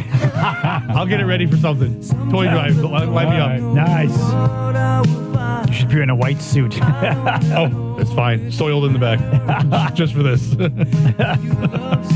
How do you just take that guitar and put that away? and say, bring out the synthesizer. Heavily medicated, yep. It's kind of what Van Halen did with the 1984 album. I wrote them down, too. I like that album. But there's a lot of guitar songs on there. Yeah, Panama, things like that. They didn't drench every song Top with Jimmy. a synthesizer. Yeah. Drop Dead Legs. Right. Hot for Teacher. Right. Panama. Right, but they had a couple of ruins in there. Yeah. Yeah. Mm. And Jump was so popular. Oh, my God. Yeah. It's hurting my ears. Sorry about that, yeah. Hurt mine, too. Yeah, what happened? Another band that was mentioned, Chicago. Yeah. Chicago, really. From all those horns to, like, we don't need horns. It's Right. like, what? Oh, my God. That horrible song. That horrible song, Stay the Night. That one sucked. Well, when you think about their Stupid beginning. David Foster. Yeah. Is that who did it to them? There's a whole documentary on it, how when he got together with Sarah, and he's like, you guys want to just make no money or you want to make money? I mean, we can do ballads. And then they did that. They even talked all the time. What do we do in the videos? They show the videos of them not playing horns, standing there dancing as the Terror sings. I mean, this is a powerful song. But they had huge hits with those ballads. I mean, huge. But this is... Yeah.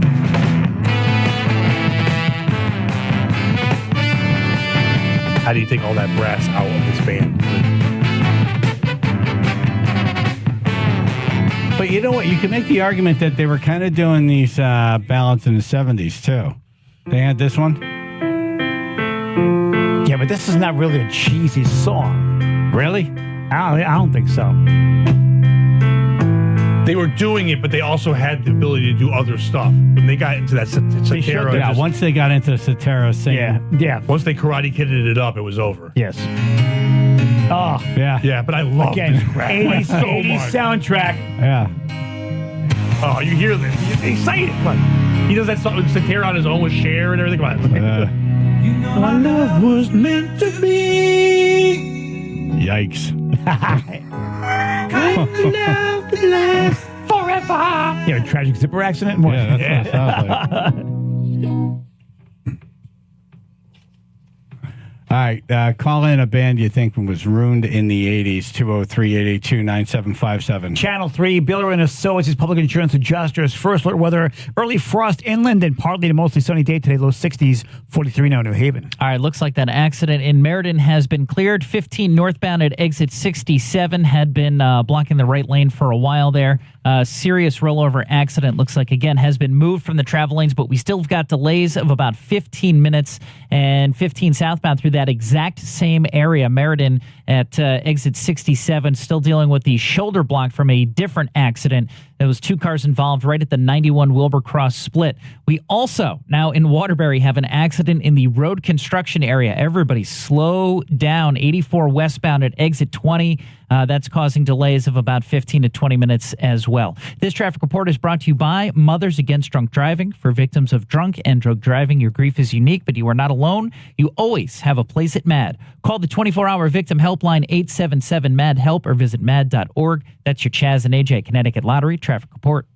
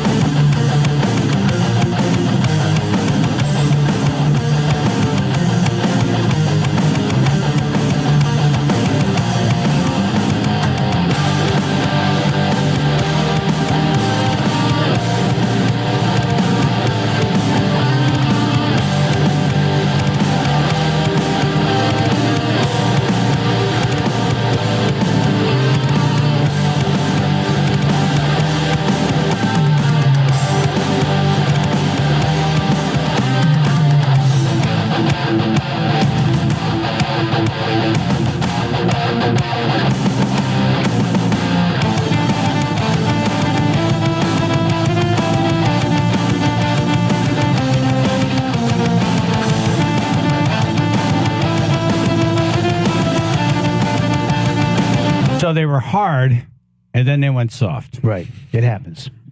Bands that were ruined in the 80s. Ruined. Ricky at the Seven Seas. I'm going to go with Heart. Heart. Yeah. Good one. Yep. Yes. Yep. Yes.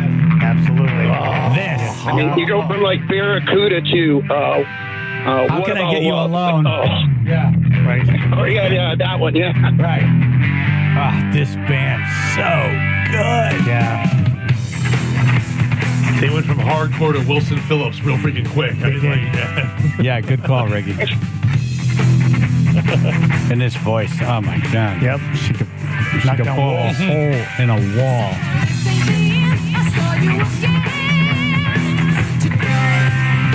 Oh my God, then you got these riffs. Crazy on you. Yep. Yeah. Damn Magic Man. it. Yep. Almost sounded like a turkey or something. A little bit. A little bit. Chicken? A little bit. Yep. We need more turkey in that. Need more turkey. I need more chicken. That sounds like pheasant. I say. Here, chicky. She's squawking like a chicken. Oh, damn it. Yeah, and then Yeah. That might be the biggest switch. It really is. No. if you ever want AJ to leave your house, put this on. Oh, yeah. I'll leave immediately. I will. I'll even go out the window. You don't even have to yell, shut the door. You The already quickest did. exit, the better. Yep. Yeah, scale your chimney, whatever it takes. Damn it. Oh. I can't even defend that one. Man, straight on. Yeah. I mean, this had some. Drums, bass. Yeah. Guitar comes in. It's heavy. You feel it right away. Like, You do. you start moving without even meaning to. Your head's moving, your foot's moving. And her voice just it kicks right off. Yeah, the other one, my High gear. One of the best vocalists. Oh, It's mixed nice, you know? When you hear everything crisp. and you know it sounds just as good live as it does on a recording. You know, when you hear it, you're like, this is amazing no matter what. Yeah. Ah, they were so good. Can't do that. Can't do it. Duty! It's like naked lady grandma. Naked lady grandma, stop. Duty!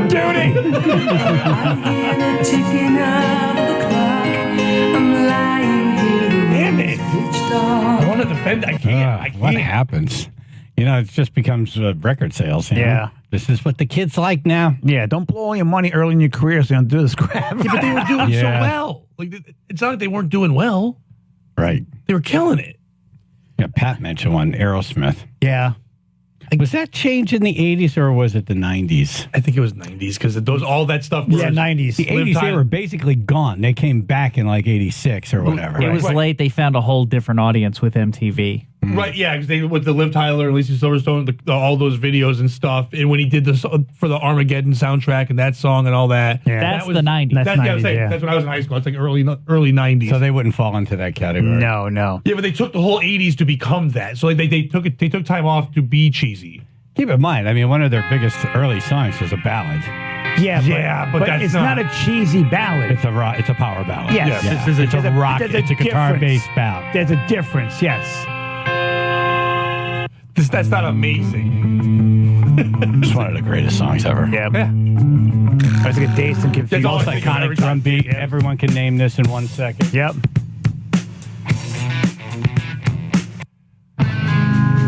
Yeah, Awesome. they're two different bands. Yep.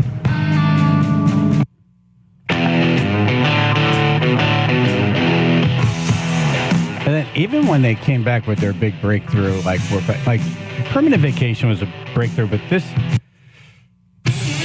Pump album, Pump was great. was like they reestablished themselves as a dominant rock force. Yes.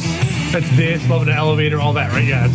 And that's all guitar because Permanent Vacation had trumpets and horn sections. Yes. Yep. This is all guitar, flat out rock. Yep. Aerosmith again. Yeah. They feel like a band in this with the melody. You know what I mean? Like, Never really cared for this one. No. No. No. And it's got that stupid thing at the end. Oh, it's only you and Aerosmith? Good night. What happened? Is it like some little spoken thing at the end? Is there? I'm trying to think. Is it this song? You're the only one that notices all that stuff at the end. Yeah, who makes it that far?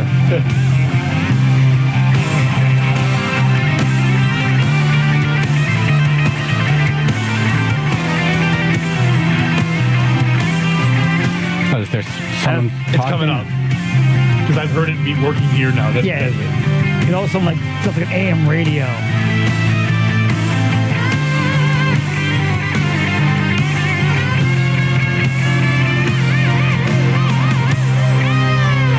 There we go, yeah.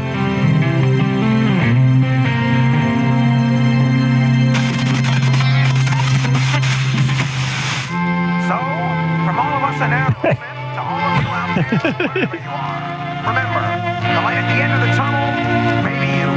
Good night. All right, well, that could be. That's not bad. I like that. Yeah, Bonio do. A little comedy. Bonio do. Hey, baby. Picture him dressed like Porky Pig Bear. Stanley, baby. What do you think of this one? This one isn't. I mean, at least there's some guitar in it. Yeah. It was the bridge in between. They started. The video was cool. Getting over it. Yeah. It had Liv Tyler and what's her name? From As I look at Clueless. this video ruled. You didn't need the music. Yeah, you just shut the turned thing off. video down. There's no sound in this video. I mean, this is a country song. It is. His vocals can do anything. I mean, And they tried to make that. He tried to make that transformation over into country, and it Yeah. didn't work out. Thank God. All right, coming up, airline madness. A guy tried to just take a plane out of the sky, kill him, and he was a pilot. Yep. And a congresswoman goes nuts on a staffer. Coming up in news. Channel 3, Biller and the Solis Public Insurance Adjusters. First alert weather. Early frost inland and partly mostly cloudy. Sunny today. Excuse me. I'm clouding the What's head. a frost? I have no idea. Yeah. Low 60s, 38 now in Cheshire. All right, we do have an accident out there, 84 westbound Waterbury at exit 20. There's an accident actually in the construction area. This is on the lower deck of the Mixmaster. Delays going all the way back to Harpers Ferry Road, about 25 to 30 minutes of delays expected. 95 northbound, the on-ramp in Westport still blocked as part of the bridge rehabilitation project. Again, exit 17 on-ramp. Not open right now. 95 southbound, we have heavy stop-and-go traffic. Westport, that'll start at exit 18, moving southbound to exit 13. About 25 to 30 minutes of delays to expect there. This traffic report brought to you by Positive Coaching Alliance. Got issues with youth or high school sports? Positive Coaching Alliance can help. PCA, a national nonprofit, offers more than 1,000 free online resources for youth and high school sports coaches, parents, students, and administrators. Visit PCADevZone.org. That's your Chaz and AJ Connecticut Lottery traffic report.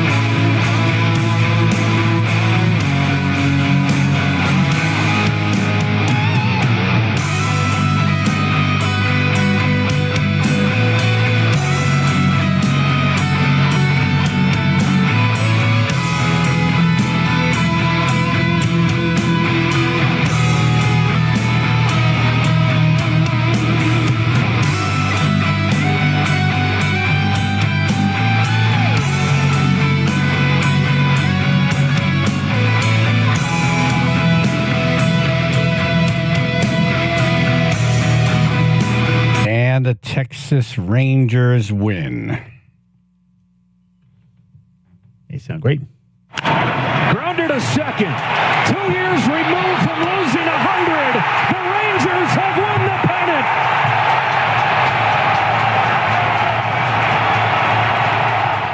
All right. Anybody interested? No.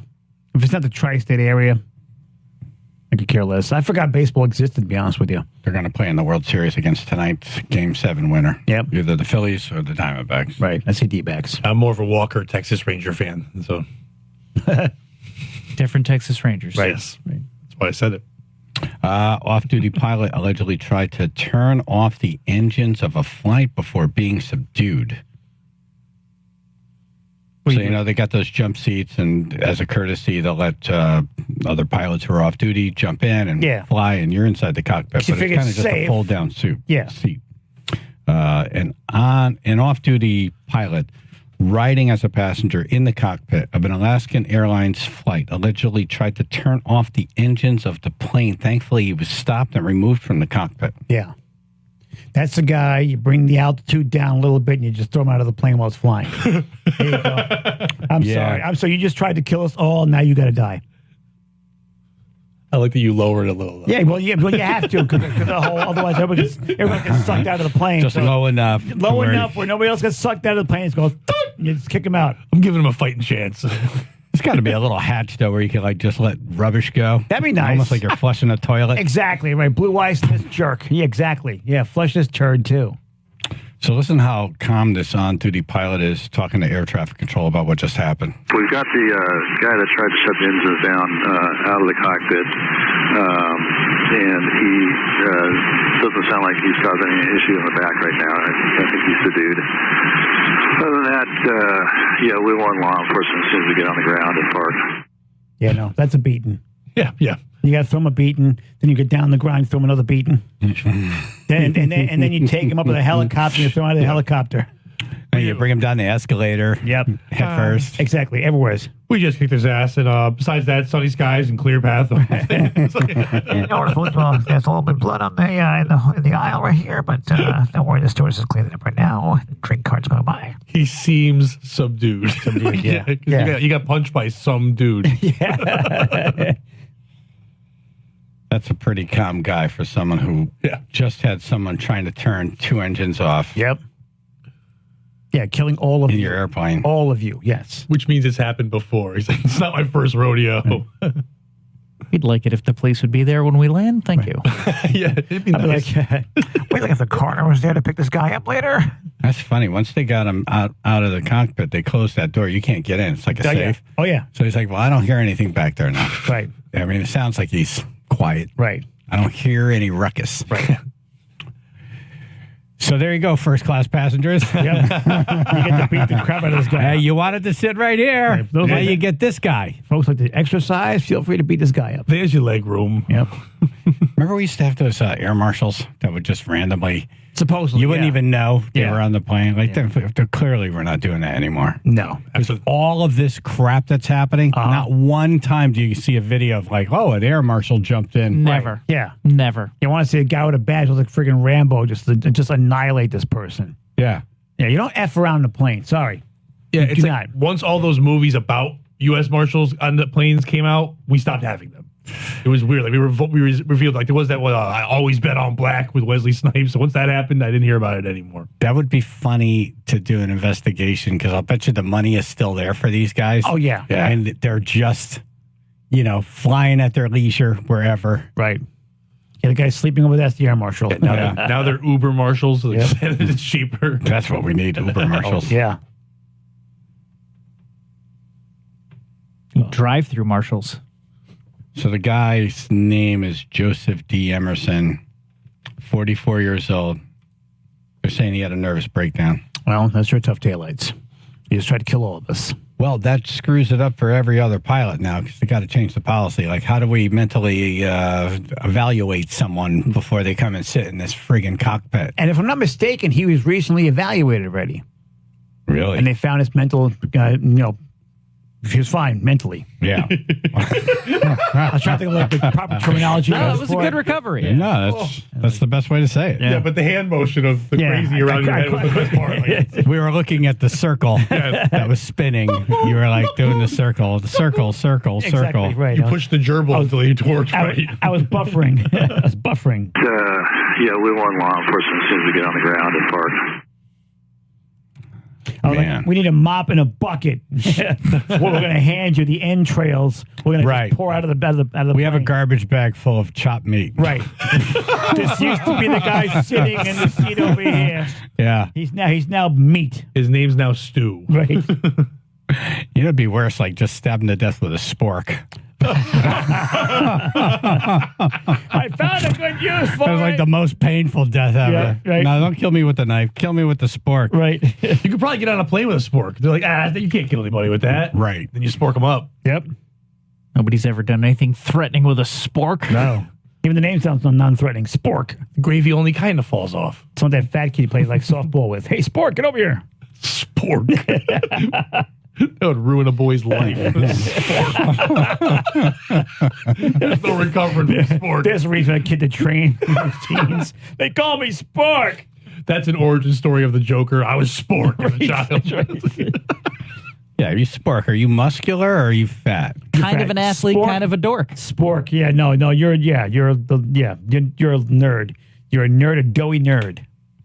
Chaz and AJ. Doughy nerd. Hello. Hey, just wanted to let you know that pilot was actually on his way to fly another plane. Oh, thank God they stopped him. Wow. Yep. So that was on the news last night. Yeah, it was like he was on his way to go actually be the pilot. Oh, disaster averted. Yeah, maybe a blessing in disguise. Yeah, thank God he uncanned himself there. That's incredible. All right, I'm not driving, guys, but thanks. Have a good show. All right. Thanks, you sir. too. That's crazy. Somebody wanted to get out of work. Yep. Now, this is where the news needs to, we need all the details. Like, what's going on in this guy's life? Divorce? Right. Yep. Clearly not losing his job because they're letting him fly an airplane. Right. I mean, the picture they showed of him, he's like smiling and happy. Yeah, that's the only picture they had, though. They didn't have the cuckoo for Cocoa Puffs moment. Give us a picture of him entering the plane. There's got to be some kind Where's of the surveillance. mugshot? Yeah. Like, what's his face in the mugshot? Right. Well, they can't because they don't have a face anymore. Some of those people, like when you see their mugshot, you're like, whoa, boy, this is all you have to do to make a case for insanity is just show the mugshot. Here you go. Just the beady eyes that you see, and you're like, wow, there's nothing in there. Sitting there waiting for the plane. I was going to L.A. and then back and forth and the layovers. Every time I saw the pilots coming, I was like eyeballing them, looking. They look well fed, look well rested, they look happy. I'm looking to see, is like a tan line where there used to be a wedding ring. He's all disheveled. Yeah, you're evaluating them may all. have been drinking all night. His hair's all messed up. His captain hat is backwards. Yeah. If this guy ain't buttoned up, I'm not getting on the plane. It's pretty incredible if you think about it. Like after 9/11, that this guy can be that screwed up and be able to fly a plane. This is everything that we didn't want to have happen. Yeah. Nutty people Exactly. in the cockpit. Here's an idea. You know what? I don't care if you're a pilot. All right, then we'll put you in one of the chairs, like first chairs outside the cockpit. Just nobody in the cockpit except for the people who are flying the friggin' plane. No, but this guy, like according to the tribe member who just called, was about to get in a plane and fly it. Yeah. Like, that's an easy, hey, you know what? I'm just going to take a left here and go into this building. Yeah, I'm going back to driving.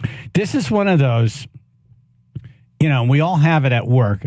One person in your industry does something really stupid, and then everyone's going to suffer. All of those pilots are now going to suffer for this guy. Oh, yeah.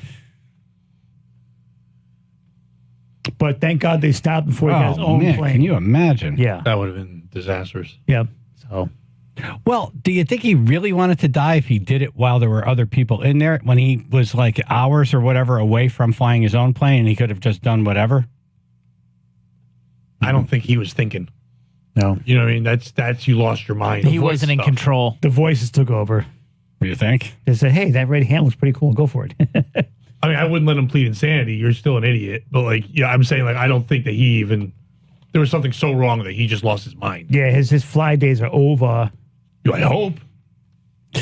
Yeah, you can't. There's no recovery. That from would be an in that interesting way. argument for an attorney to, like a year from now. He had a bad day. Come on. You know. You never had a bad day at work? Well, I imagine that name now, especially among pilots, like they all know it. If he comes back, they'd be, no, I'm not working with that guy. Absolutely not. I wouldn't touch the luggage. Yeah, but Absolutely wait till not. he gets a reality show where they go, he was grounded. Now he's back, and it's a whole thing, and he's flying around. No, he's in that booth taking tickets. Airhead. And he's Taken flying to around. flight. Yeah, whatever.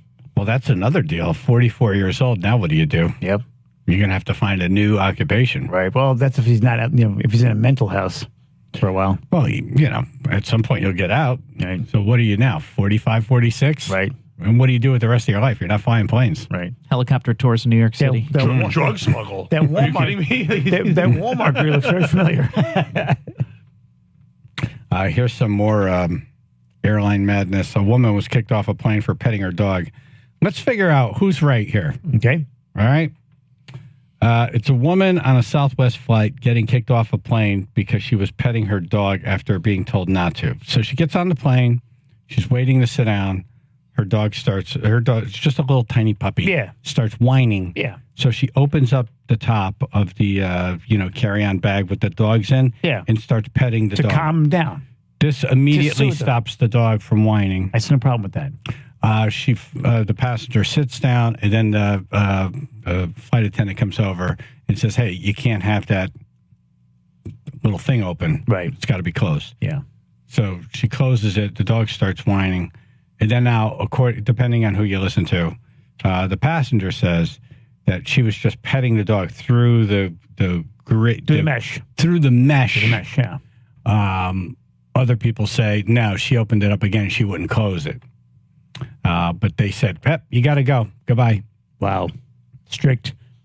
Yeah. So they get her off the plane, and then someone who's filming it, their husband says to the flight attendant, you should be ashamed of yourself. Yeah. And then they decide, okay, you two, now you're off the plane too. Wow. That's crazy. Is the dog allowed on the plane or not on the plane? Yes. That's my question. Then what the hell is the problem? But yet Nutso gets to sit in the cockpit. Yeah. That is a good point. You got these people off, but you'll let that guy sit in the cockpit. Right. Yeah. So close to the controls. Yeah, young Chaz flew with his cat, and the cat just started making noise. And then he did the same thing. He opened up the thing, started petting the cat. The cat trying to goes soothe it. quiet. It's like, oh, this is great. And then she was like, hey, you got to close the bag. It's like, I get that. You don't want a crazy cat running around an airplane. Right.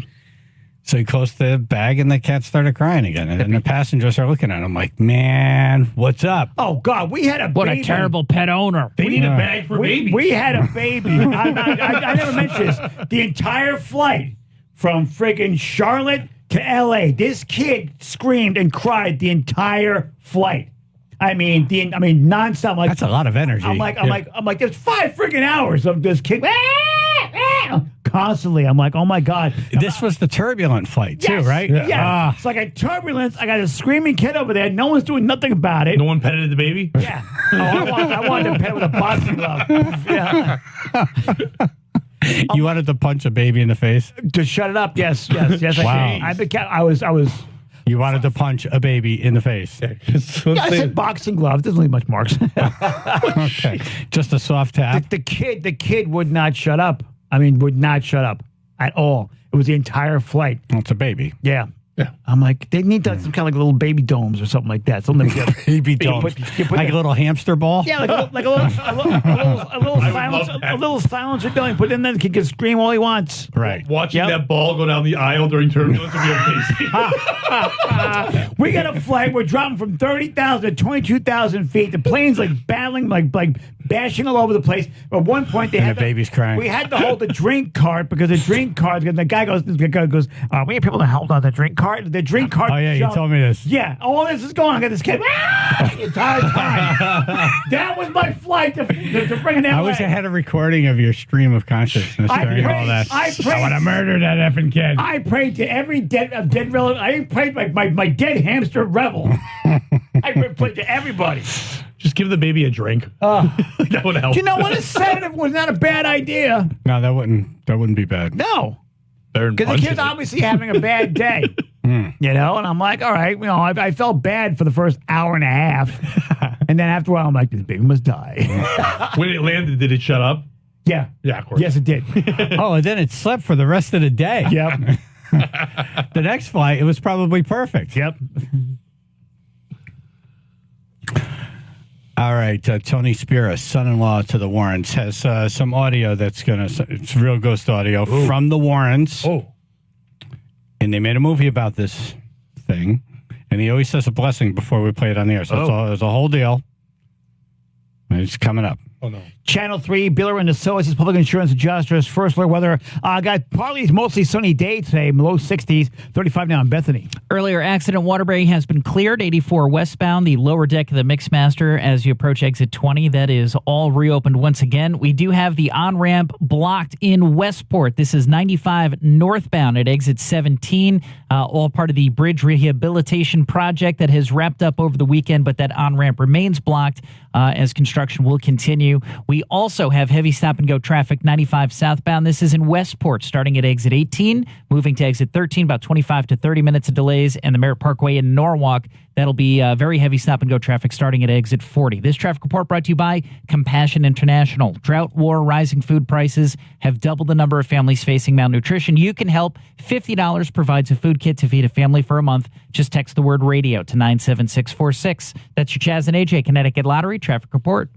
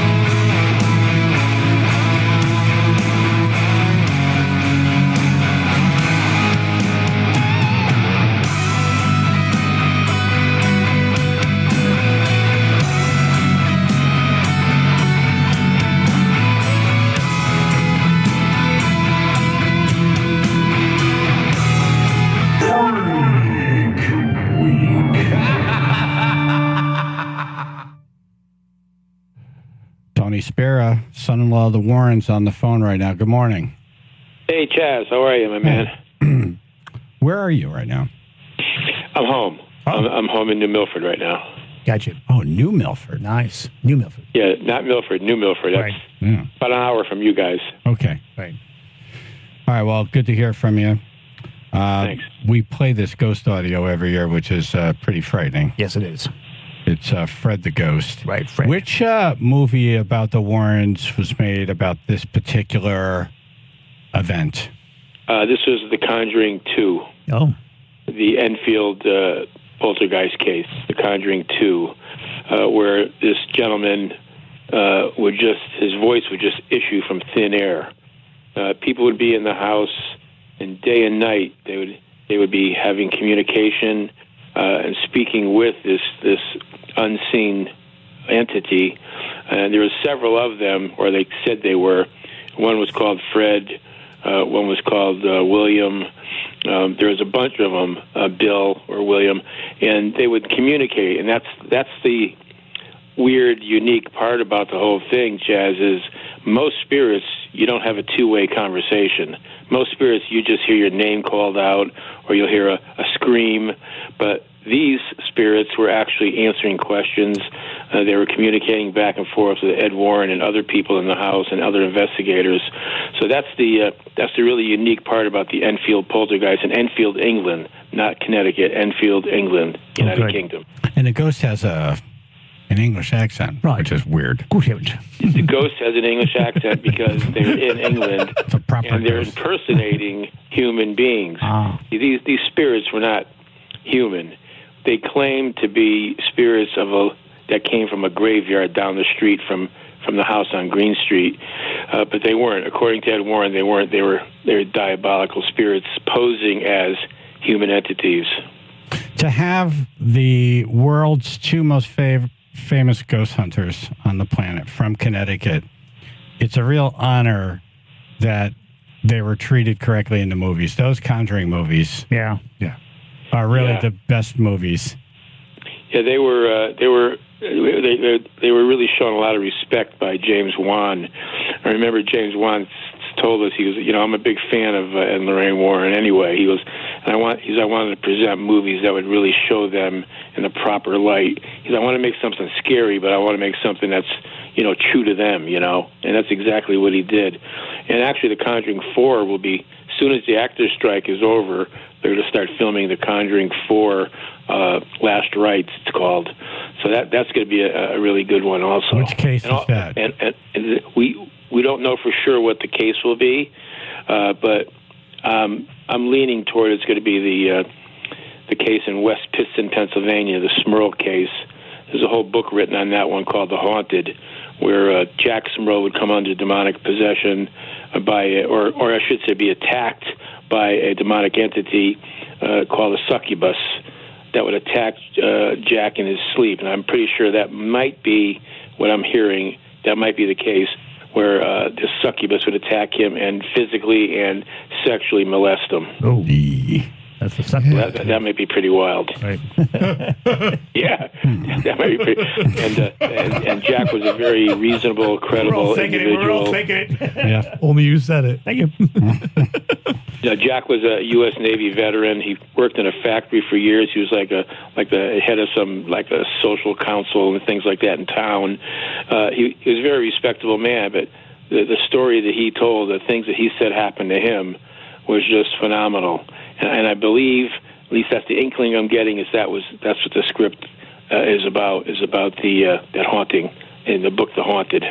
Tony Spera, paranormal researcher, director of New England Society of Psychic Research, and owner of the Warren Occult Museum, on the show, about to play us some of the creepiest audio I've ever heard in my life.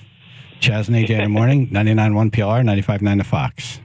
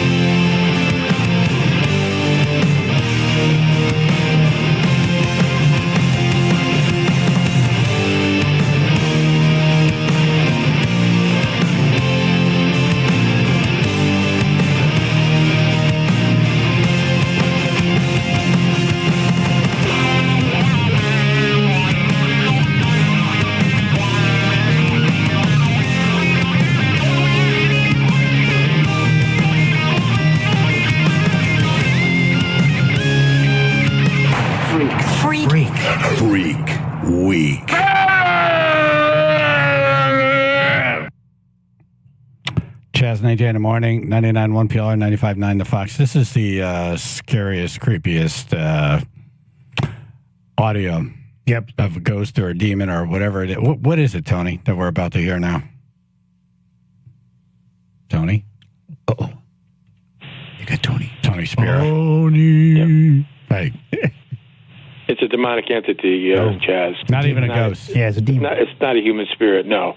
No, it's not a human spirit. Human spirits don't have that ability, that much energy, that much power to be able to manipulate vocal cords, and that's what we think happened. We think as this spirit was manipulating the vocal cords of either Janet or Margaret, who lived in this house in Enfield, England, and that's called a materialized larynx. And we believe that's what was happening, and a human spirit wouldn't have that ability. Tony Spira, paranormal researcher, director of the New England Society of Psychic Research, and curator-owner of the Warren Occult Museum. Son-in-law of the Warrens, on the phone now. Yep. Yep. The Warrens Supernatural Phantasm Con returns to Mohegan Sun, happening Saturday. Before we play this audio, you typically give a blessing on the air. Are you doing that now? Yes. Okay. Yeah. Well, AJ made a good point earlier. Yeah, earlier, Ruth was listening to this audio, and I'm like, you're supposed to be blessed before you listen to it. Did you tell her that? No, she was too late. She was too late. Oh, so you just walked through the room and just let her go. You're like, yeah, she'll learn. Right. Basically, all you need to do, Chaz, is to we can do a simple blessing where the audience will be protected also. Just all they need to do is close their eyes and envision themselves in a glowing halo of light all around their body. Don't close your eyes. No, just do it with the eyes open. Yeah, that's headlights. Yes. Oncoming headlights. You'll see a whole different light. Right. Yeah, just close your eyes. Okay. Envision yourself in a glowing halo of light all around your body. That protects your aura. We call it a God's light or a Christ light of protection. And just say, Lord, please protect me from anything inhuman, Do I have to inhuman, say that loud, or can I say it to myself? demonic, or otherworldly, and you'll be protected. You have to say it with a faith that God will protect you. Just envision the white light around your aura, around your body, and you'll be all right. All right, what were we saying again? I want to make sure I get. Yeah, I know. I need a script. I don't want to be possessed as like, well, you didn't say it exactly right, asshole. Well, Line. I'm going to watch the monkey cage when Ruth goes go-goots later. Go-goots. Go-goots. Okay. I want to take this seriously because this is the beginning of every horror movie. Exactly right. Yeah, bunch of young kids doing stupid stuff. And it's an Ouija board. God said, don't do it. Yeah, what are the words again there, Tone? Yeah. Okay, so just that music is really loud. All right, hold on. How's that? Is music? Yeah, that's better. There you go. That's a lot better. Just envision yourselves in a white light, just in the name of the Father and the Son and the Holy Ghost, please, or Holy Spirit. In the name of the Father, the Son, and the Holy Spirit, please protect me from anything evil, inhuman, or demonic, and you'll be protected. And say that with faith, and you're all right. Okay. So the thing is, you're not going to be effective if you do that. You won't be affected at all. It's when you dabble and you call. It's when you say, "I want a ghost to appear to me. I want something to happen to me to prove that there's such a thing as ghosts." Why are you saying this now? Let's do it. Or if you say there is no such thing as a devil could never hurt me. Go ahead, hurt me if you could. That's a challenge. You should never challenge the unknown like that. The supernatural or the preternatural should never challenge it. Once you challenge it, you open the door. Yeah, it's like telling a guy to go ahead, punch me in the face. You don't have the guts to punch me in the face, and the guy punches you in the face. I mean, so you got to be very careful. All right. So this is audio of Fred the Ghost. Yep. From Enfield, England. Yes. And this is a recording that Ed and Lorraine got. Lorraine, yes. Okay, here we go. Clip 1 is "Let me hear you say my name." Let me hear you say my name. Come on, let me hear you say my name. That's the right. That's the entity. That's Michael. No, Caine. that's That's, I guess, someone asking. Oh, okay. Right. Or Beyonce. I was going to say, say my he name. sounds Say my pretty name. clear. Right. Hello, Governor. Wasn't that a Destiny's Child song? Sorry. Okay. Is that what I pay for? That's not my name.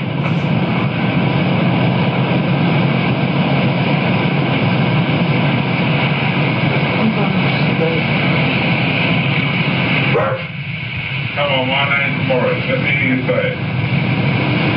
Morris. Whoa.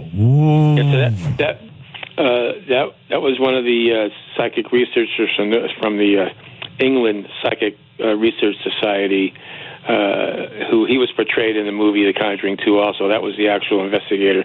Go to clip 14 if you can, and we'll listen to that one. I think that's the one with Ed Warren. Okay. Clip 14. Try 14.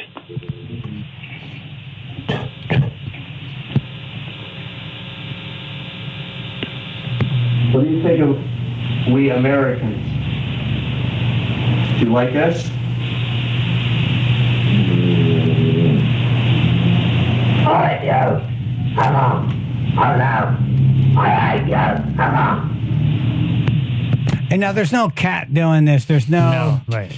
pillow. No. Right. There's It's a sound just coming out of nowhere. Right. Yeah, the scary part is it's like you could hear this sound and you're looking around and you don't see anything, and it's just coming from anywhere and everywhere in the house, in this little small council house or a row house on Green Street in Enfield, England.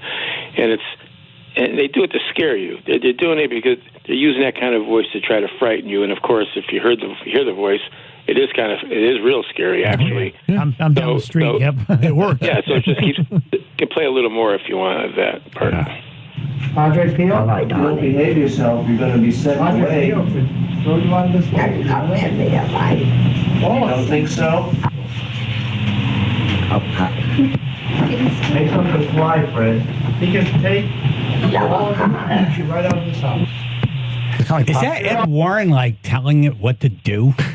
So it sounds kind of like Popeye. You better be good. Yeah. This sounds kind of like Popeye, doesn't he? It does. Yeah. Alice the Goon. Man. Wow. This is the creepiest thing. It is. Yeah. It really is. Oh, you should invite one on Stun or Stupid, AJ. No, we're good. Thank you. Let's go to clip 13. Yeah, try 13.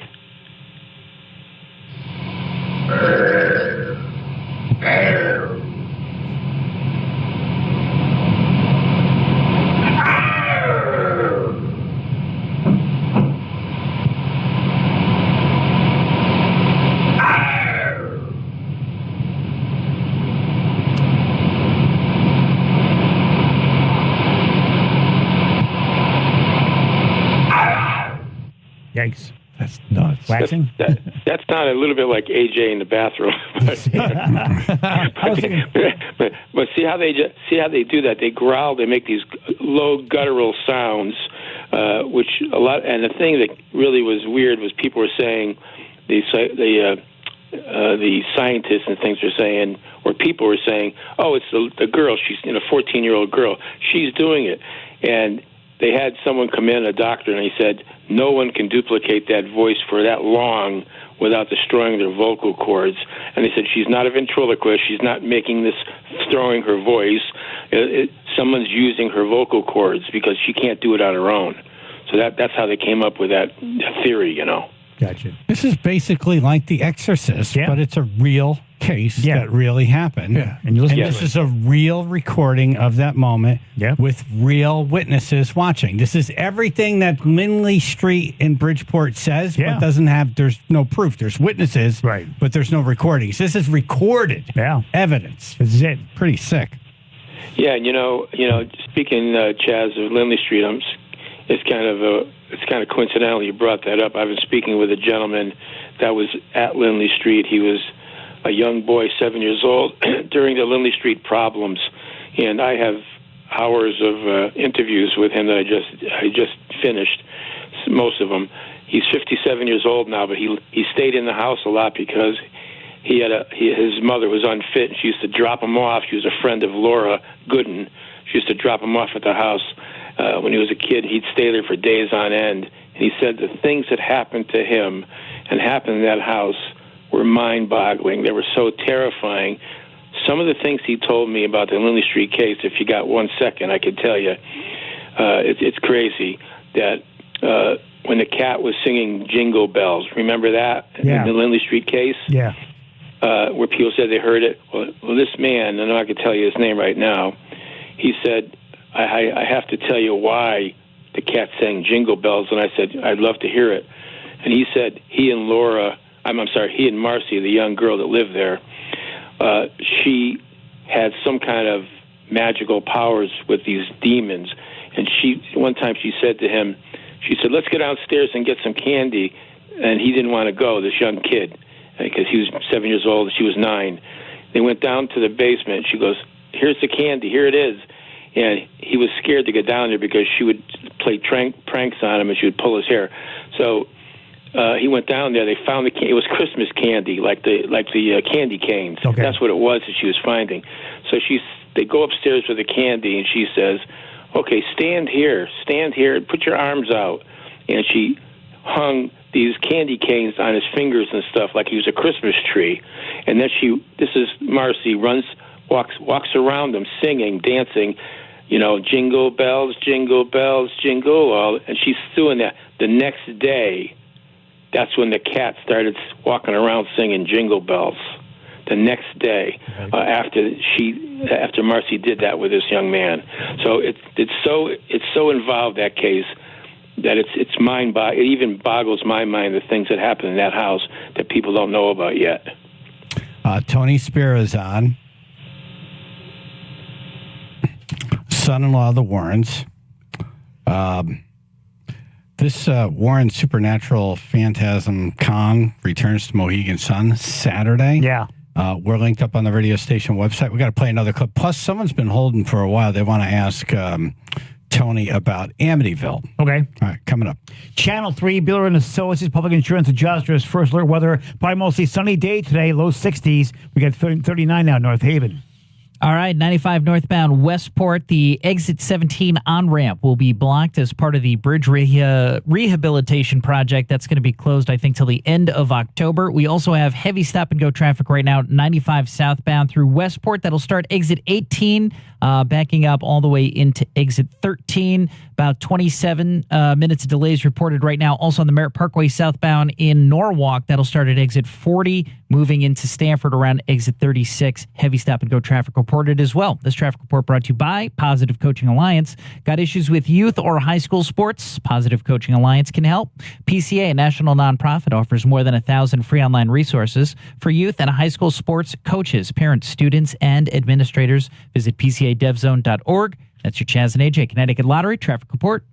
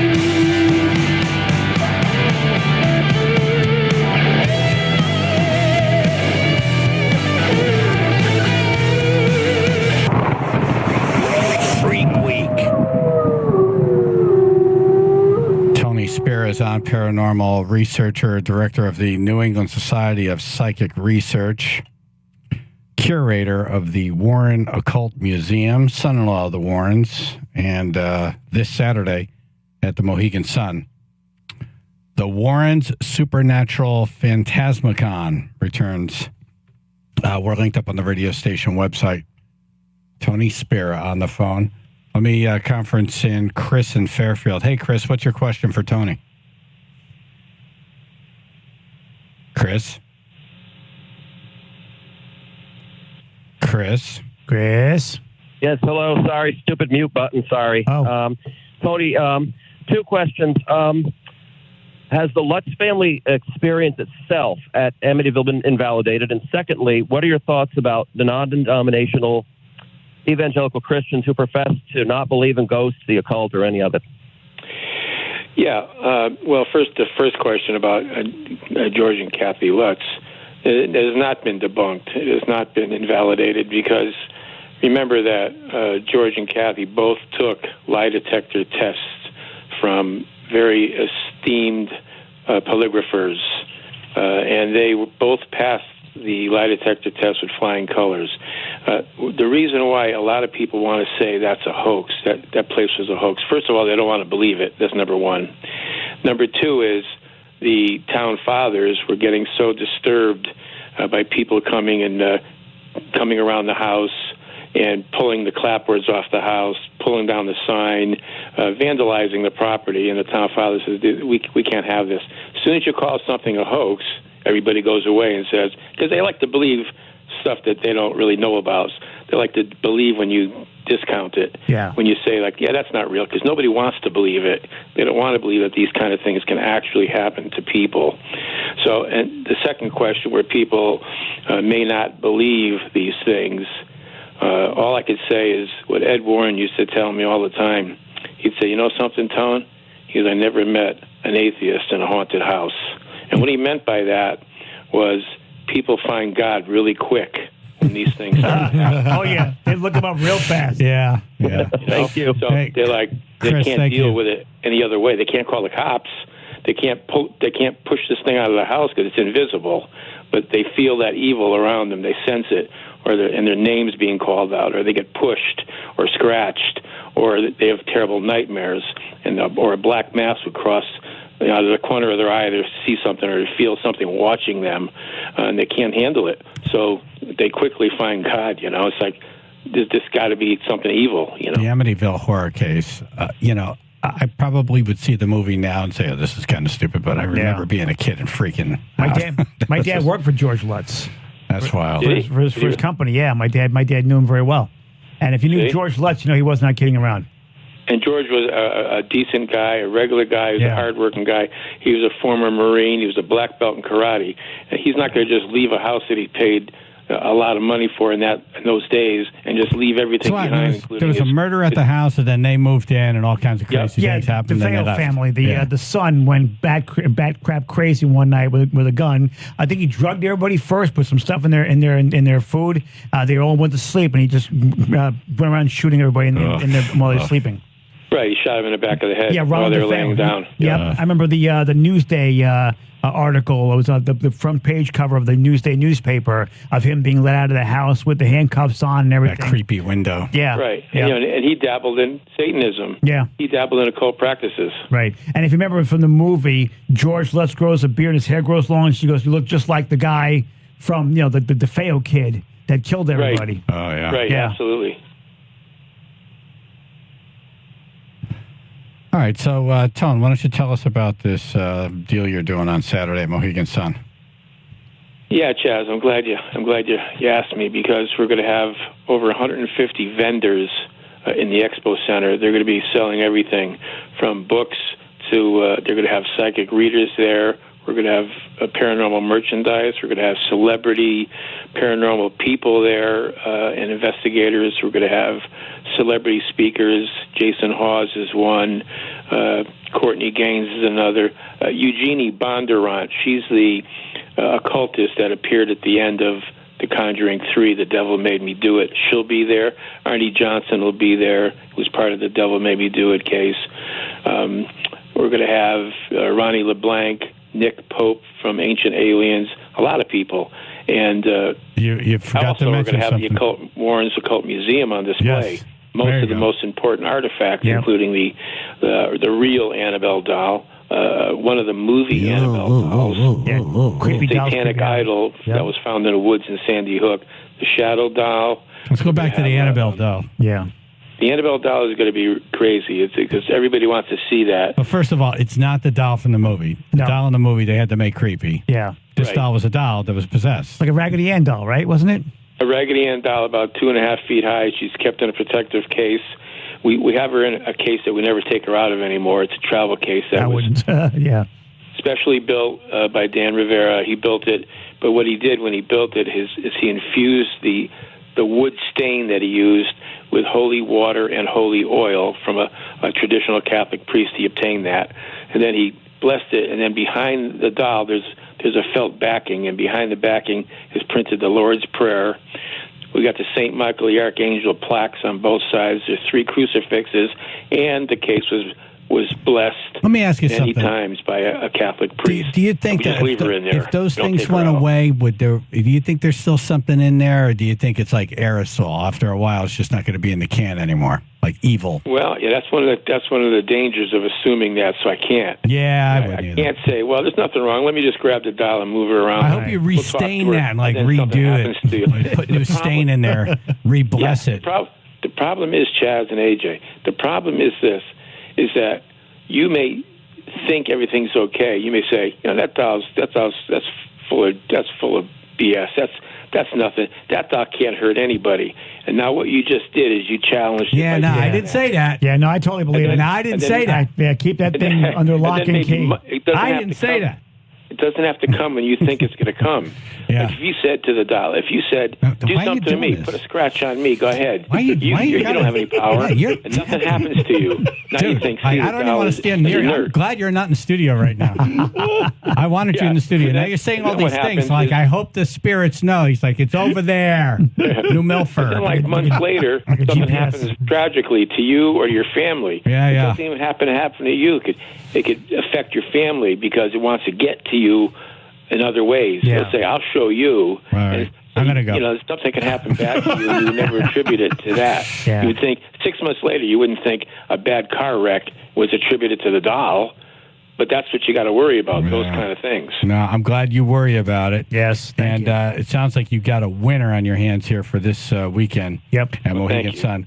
We are linked up on the radio You station guys always website. have an open invitation. I know you're busy. I know, you, brother. and you got things to do, but whenever you can make it, say next time or whatever, you're always welcome to come. Thanks so much, Jake. Thank you very much. Tony Spiro, we're linked up on the radio station website. Thank you, sir. All right, Elvira's on the show coming up. Awesome. Yeah. Channel 3, Bill and Associates, public insurance adjusters. First look weather, probably mostly sunny day today, low 60s, 43 now in Guilford. All right, it's actually multiple ramps blocked here. 95 northbound, exit 17. It's the on and off ramps that will be closed until the end of October, part of the bridge rehabilitation project taking place there. We also have a disabled vehicle now in Norwalk. This is 95 southbound. Just around exit 16, the right lane is currently blocked. It looks like a stalled tractor trailer that is causing pretty heavy delays, about 25 to 30 minutes of delays expected there. This traffic report brought to you by Mothers Against Drunk Driving. For victims of drunk and drug driving, your grief is unique, but you are not alone. You always have a place at MAD. Call the 24-hour victim helpline, 877-MAD-HELP, or visit mad.org. That's your Chaz and AJ Connecticut Lottery traffic report. This week, weather-wise, not bad, right? Yeah, it's been really nice. The next thing you know, it's going to be boom, cold. Exactly. Hey, it's Chaz and AJ for Window Nation. 866-90-NATION. That's 866-90-NATION. Or go to windownation.com. That's windownation.com. As the weather changes, the air gets cold, your money goes out the window. Yep. Why have it go out the window? Keep it it's inside. The best time of year to get in touch with Window Nation because of their amazing fall offer. Get 2 windows free every 2 you buy, plus no money down, make no payments, and pay no interest for 2 years. Nice. Get 2 windows free for every 2 you buy, plus no money down, make no payments, and pay no interest for 2 years. 866-90-NATION, or windownation.com.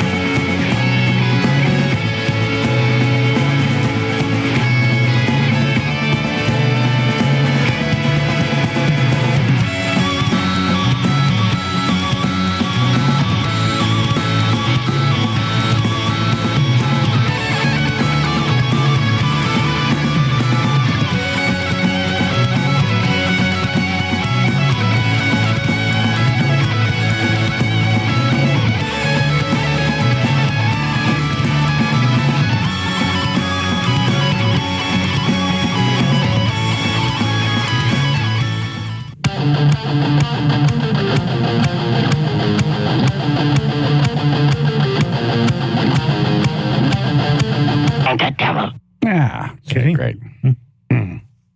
Elvira coming up. Cool. We talk to her every year at this time. Yeah. It's almost like the accountant. Right. Or Santa. They all come around the same time of year, then they go away. Then for like 11 months, what do they do? The 11 months, they're not doing Halloween stuff. They're not tanning. Yeah. Right. Yeah. Interesting story on her, though. She was like a Las Vegas showgirl at 17. Yeah. She's got this book out. I want to ask her a lot of questions, but I also don't want to be inappropriate. Gotcha. So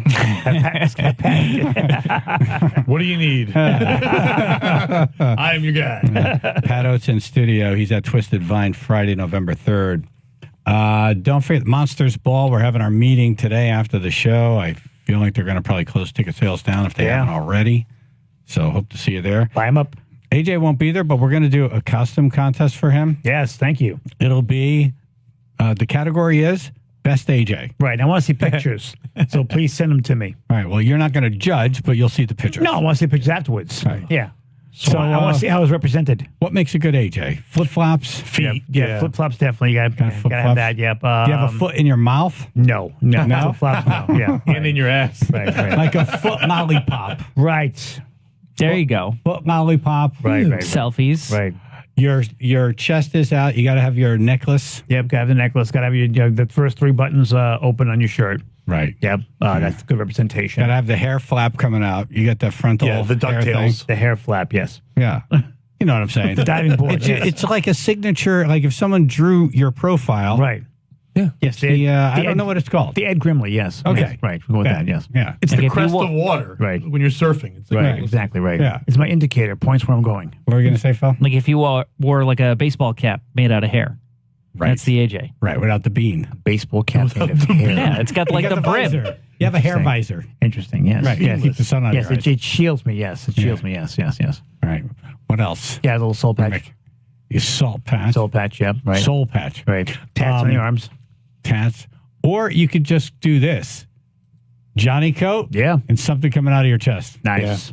Not my Yeah. chest. No, stomach. Stomach. Yeah. Chest is Okay. a bigger problem. Right. Yeah. Stomach. Yes. Or you combine stunts, like put a piece of cheese on your face and Right. a clothespin on your nose and different things like that. Yeah, one of my stunts. There's a lot do, there. Do one of those. Yeah, Yep, you do a lot exactly. It's kind of last minute for this, so I'll be really impressed with anyone who shows up. If you have no ideas, all of a sudden Mickey just gave you one, a big one. Yeah. So tomorrow you're going for your surgery. Yeah, I got to be there in the morning.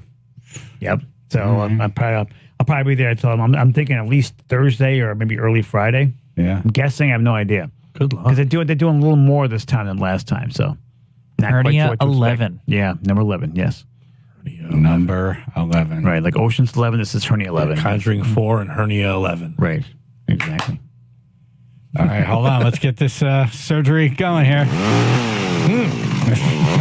Yeah, I don't think they're allowed to have gas-powered things in the bar. Let's put the mesh in there. Right. There we go. Yeah. Yeah, which was the mesh? Song. The mesh. Yeah. This is all about, the mesh.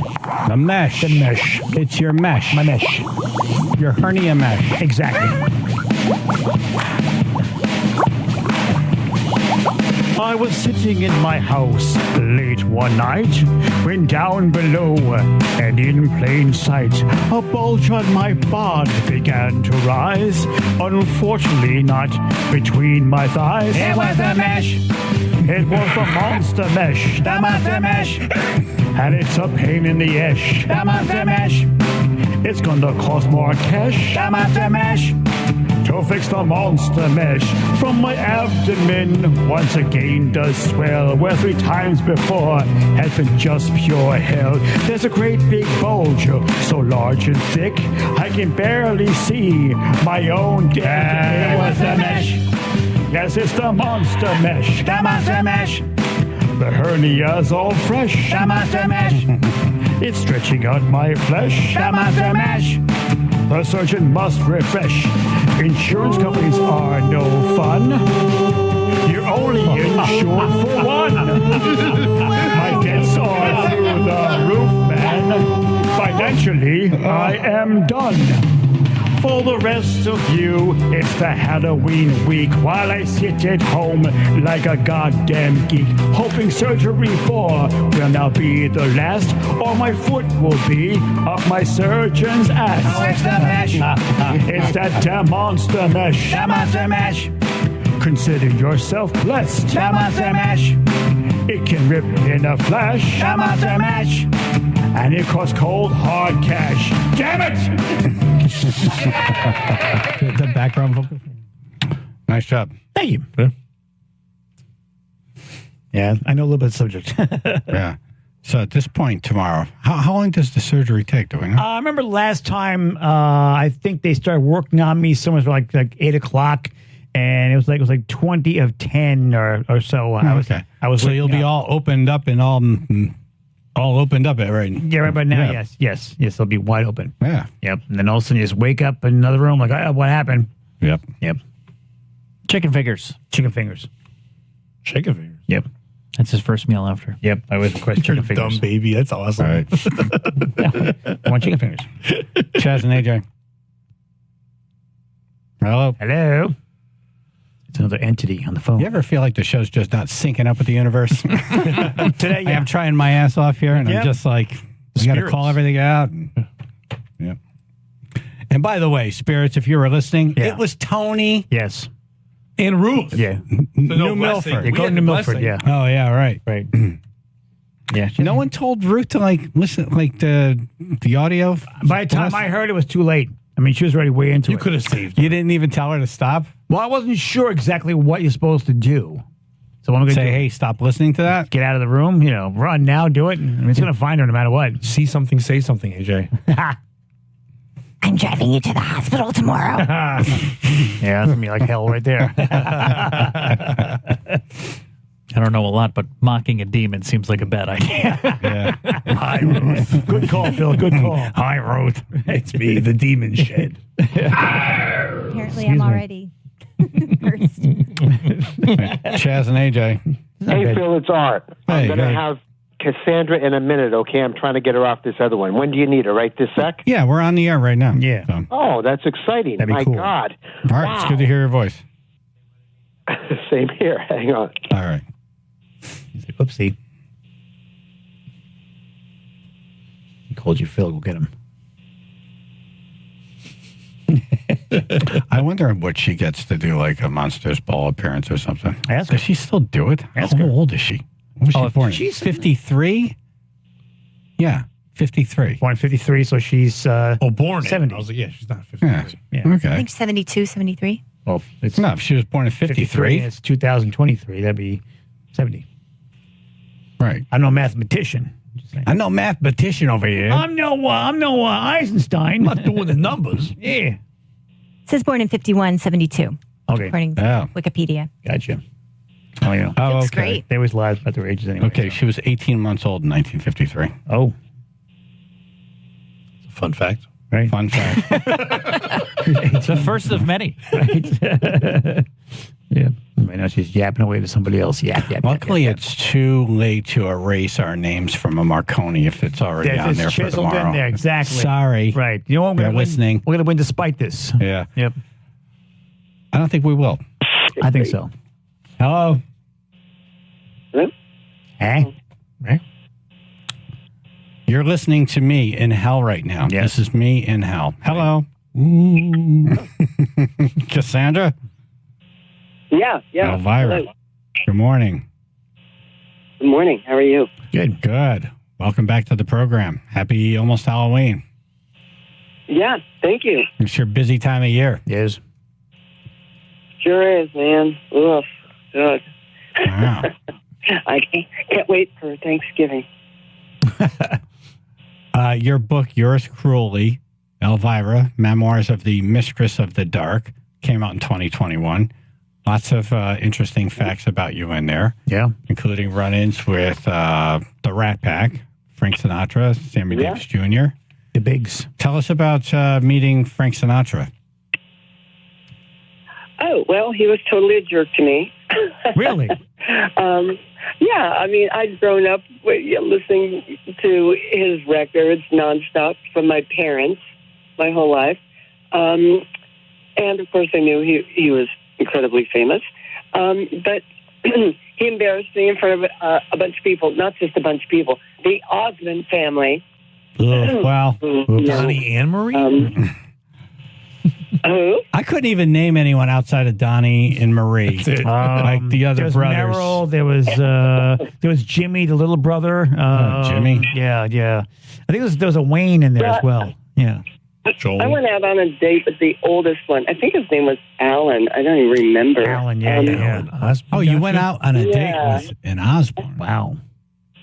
Yeah, well, we went to a date to Caesar's Palace to see. I don't know. Oh, it was Nancy Sinatra's opening of her first show, I think, and Frank Sinatra threw her big giant party, and then I was with him in front of the Osmonds, and everybody shook his hand. When I put my hand out for him to shake it, I don't know if I can say that online. He said, "Nice something." Nice boobs. Yeah, nice but not boobs. But Yeah. it wasn't.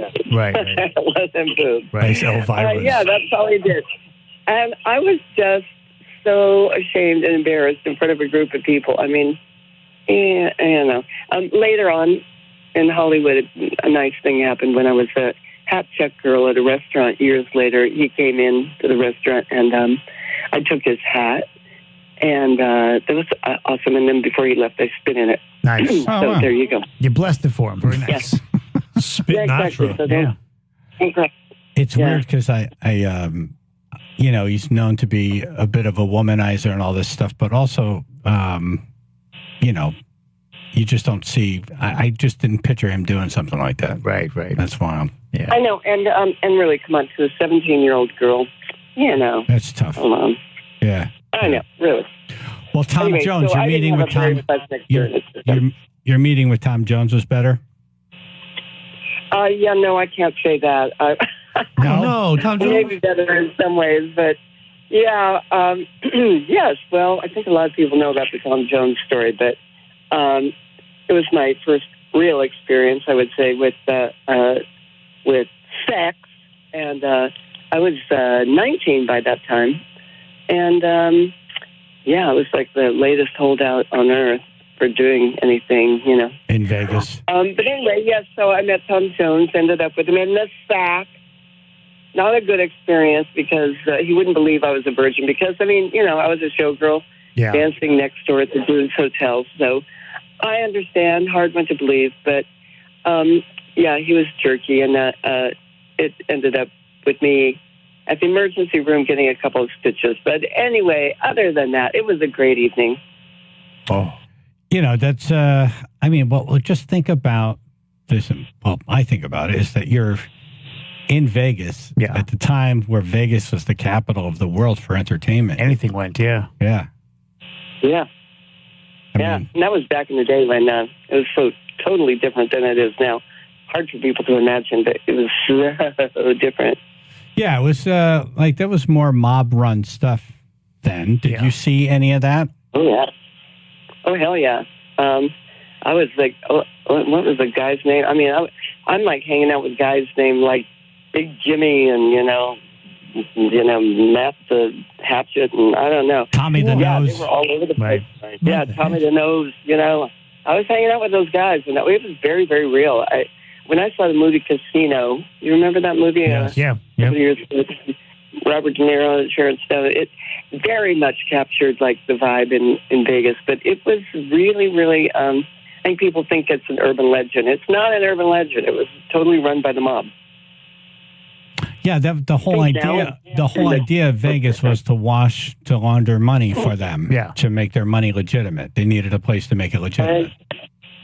Exactly. Why would you go out in the middle of the desert and start a town, Right. On a whim, it seemed like a nice idea. Yeah, just for the hell of it. Yeah. What an amazing career you've had, though, don't you think?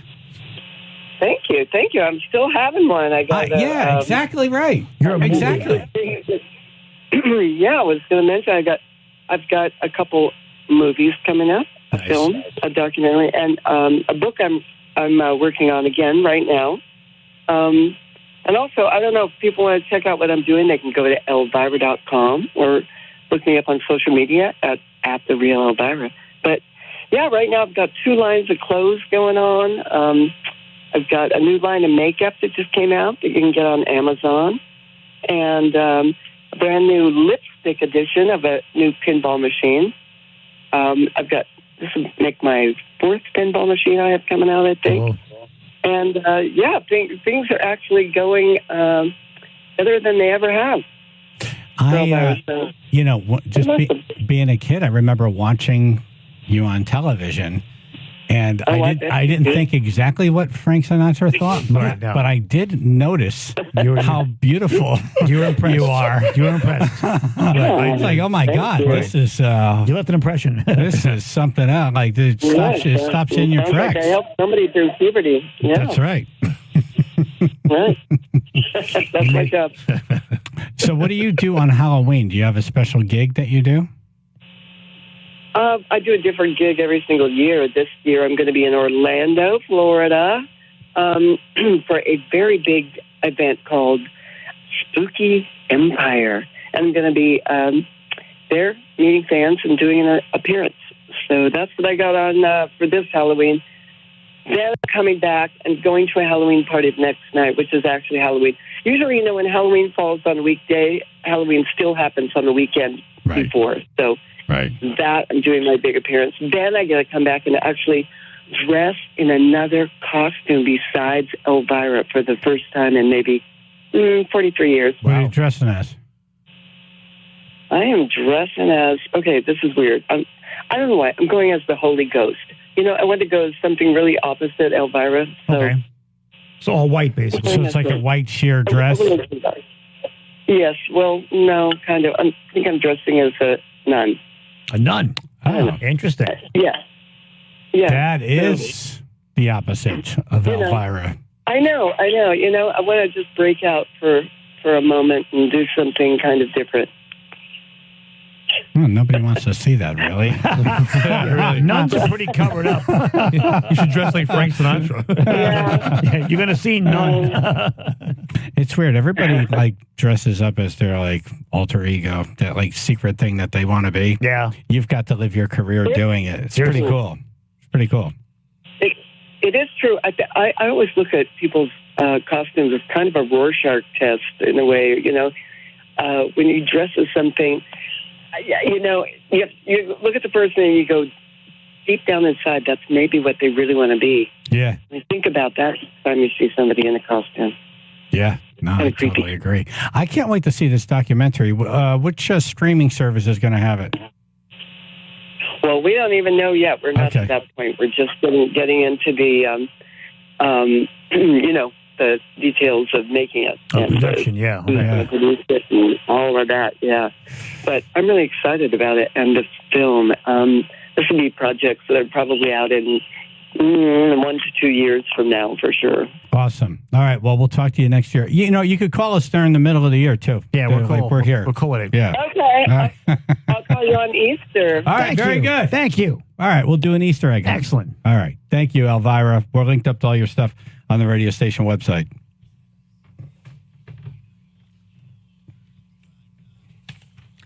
All right, FanDuel. Jump into the NBA action with FanDuel, America's #1 sports book. Right now, new customers get $5. You bet $5 and get $200 in bonus bets guaranteed. Plus, all customers get 3 months of NBA League Pass courtesy of FanDuel when they place a $5 bet on the NBA. That way, you can watch all the action you bet on.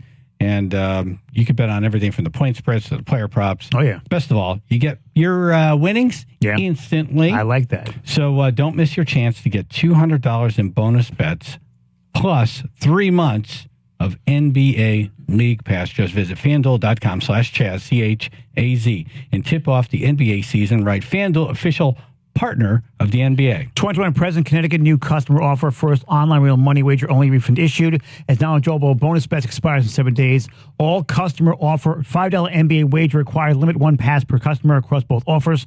Restrictions apply. Void where prohibited. See full terms for both offers at FanDuel.com/sportsbook. If you have someone who has gambling problem wants help, call 888-789-7777 or visit ccpg.org/chat.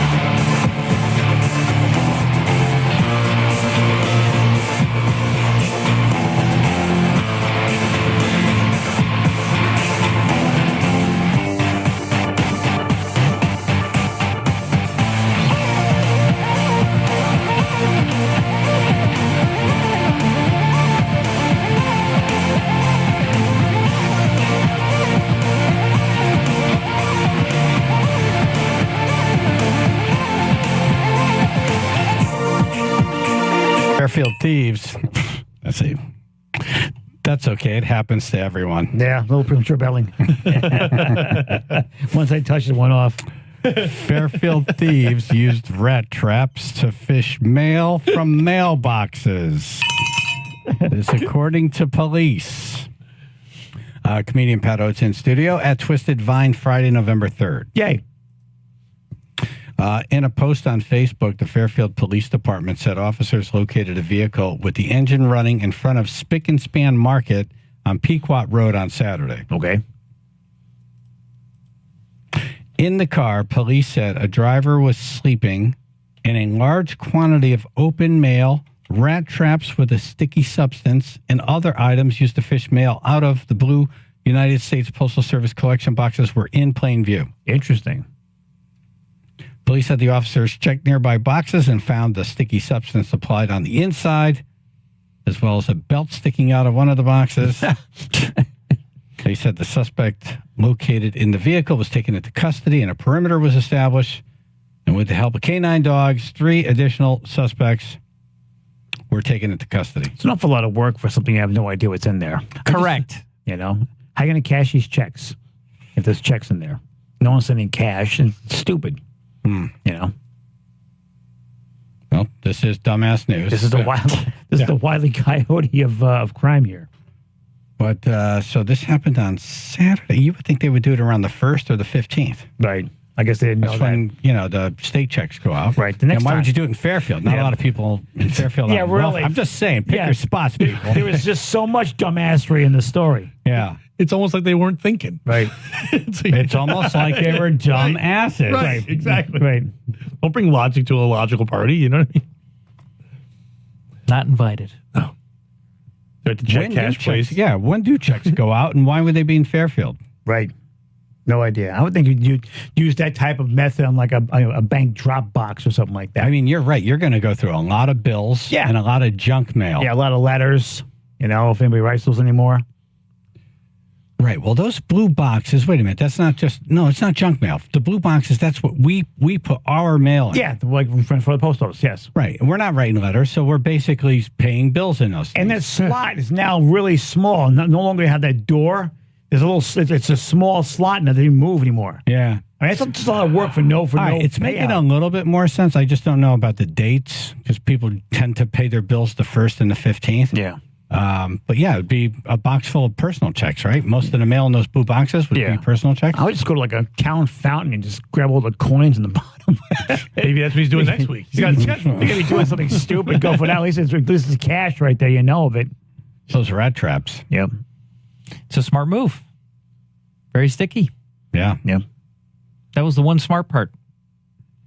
Are they I just envision them using the clicky rat traps.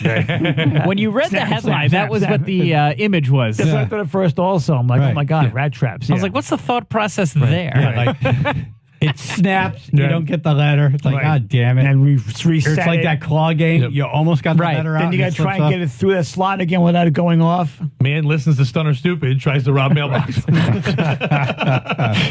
Lose his fingernail.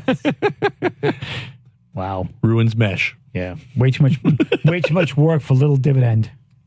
I'm just making He might have had a big dividend. I just saw him. Well, they're in trouble. Yep. That's dumb trouble. And you fall asleep during the caper. Yep. He's pooped. All right, next headline. Nebraska funeral worker fired after using sex doll of dead man he was tasked to collect. I am not reading that story. Yeah. Yeah. I'm not reading that story. After a breakup, you want the widow. The story will not be read. Yeah, I don't need to cancel myself. I met a girl. Jeez. Oh, my God. Yep. What? Where do you order that? Right. Yeah, so a dead person died, and then they went to their place and got their doll.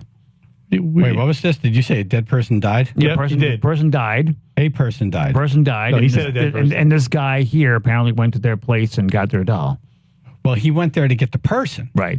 Yeah, And said, it was hey. a dead person. Right. But he said, yeah, I met The some body. I met It's some not a girl. person anymore. I met some girl on the way, too, yeah. And he saw the doll inflated, clearly, because you don't see it. Right. Like not inflated and think, hey, you know Yeah. what? I want a piece of that action. Right. You don't see her in travel mode. He said, well, one body, two bodies. What the hell? Come on, it's not. Are they even inflated anymore? Or are they like Couldn't Back tell in you. my day. Right. back in my day, you had to blow them up. Hey, you did. You Literally. You retired. Air pump all day. You need a boy with strong lungs. I just put helium until you fly around the room. Get more action. All right, now I'm interested. Yes. A Nebraska funeral worker was busted last week after he had sex with a life-size doll that belonged to a dead man whose body he was tasked to transport. Ryan, 41, arrested Friday. Burglary charges, tampering, blah, blah, blah, blah, blah. Ryan became smitten with the doll after spotting it inside the Rock Creek Apartments unit where he and a colleague were sent to collect the body of a man who died a natural death. Smitten. The pair were working on behalf of blah, blah, blah, blah, blah. Later that day, Smith allegedly called the property manager and claimed said that the sheriff's office was sending him back to the unit to collect the doll so it could be swabbed. Oh. He swapped it, Bizarre right? request that was immediately shot down. Wrong Q-tip. Who has that job? The creep decided to help himself and somehow weasel his way back into the dead man's apartment. And they would give it the old swab. Oh, imagine they left that to you in the will, and you're like, they used it. Right. The manager... The look, she has a different look on her face now. More of disgust. More of disgust. Stumbled upon the disturbing scene while investigating noises coming from inside the unit. Yeah, like air escaping. All those words. All those words. Air escaping. Sorry I read it. Yep.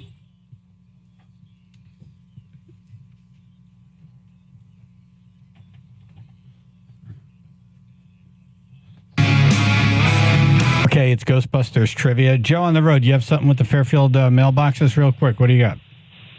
It's just that I was a victim of that as myself.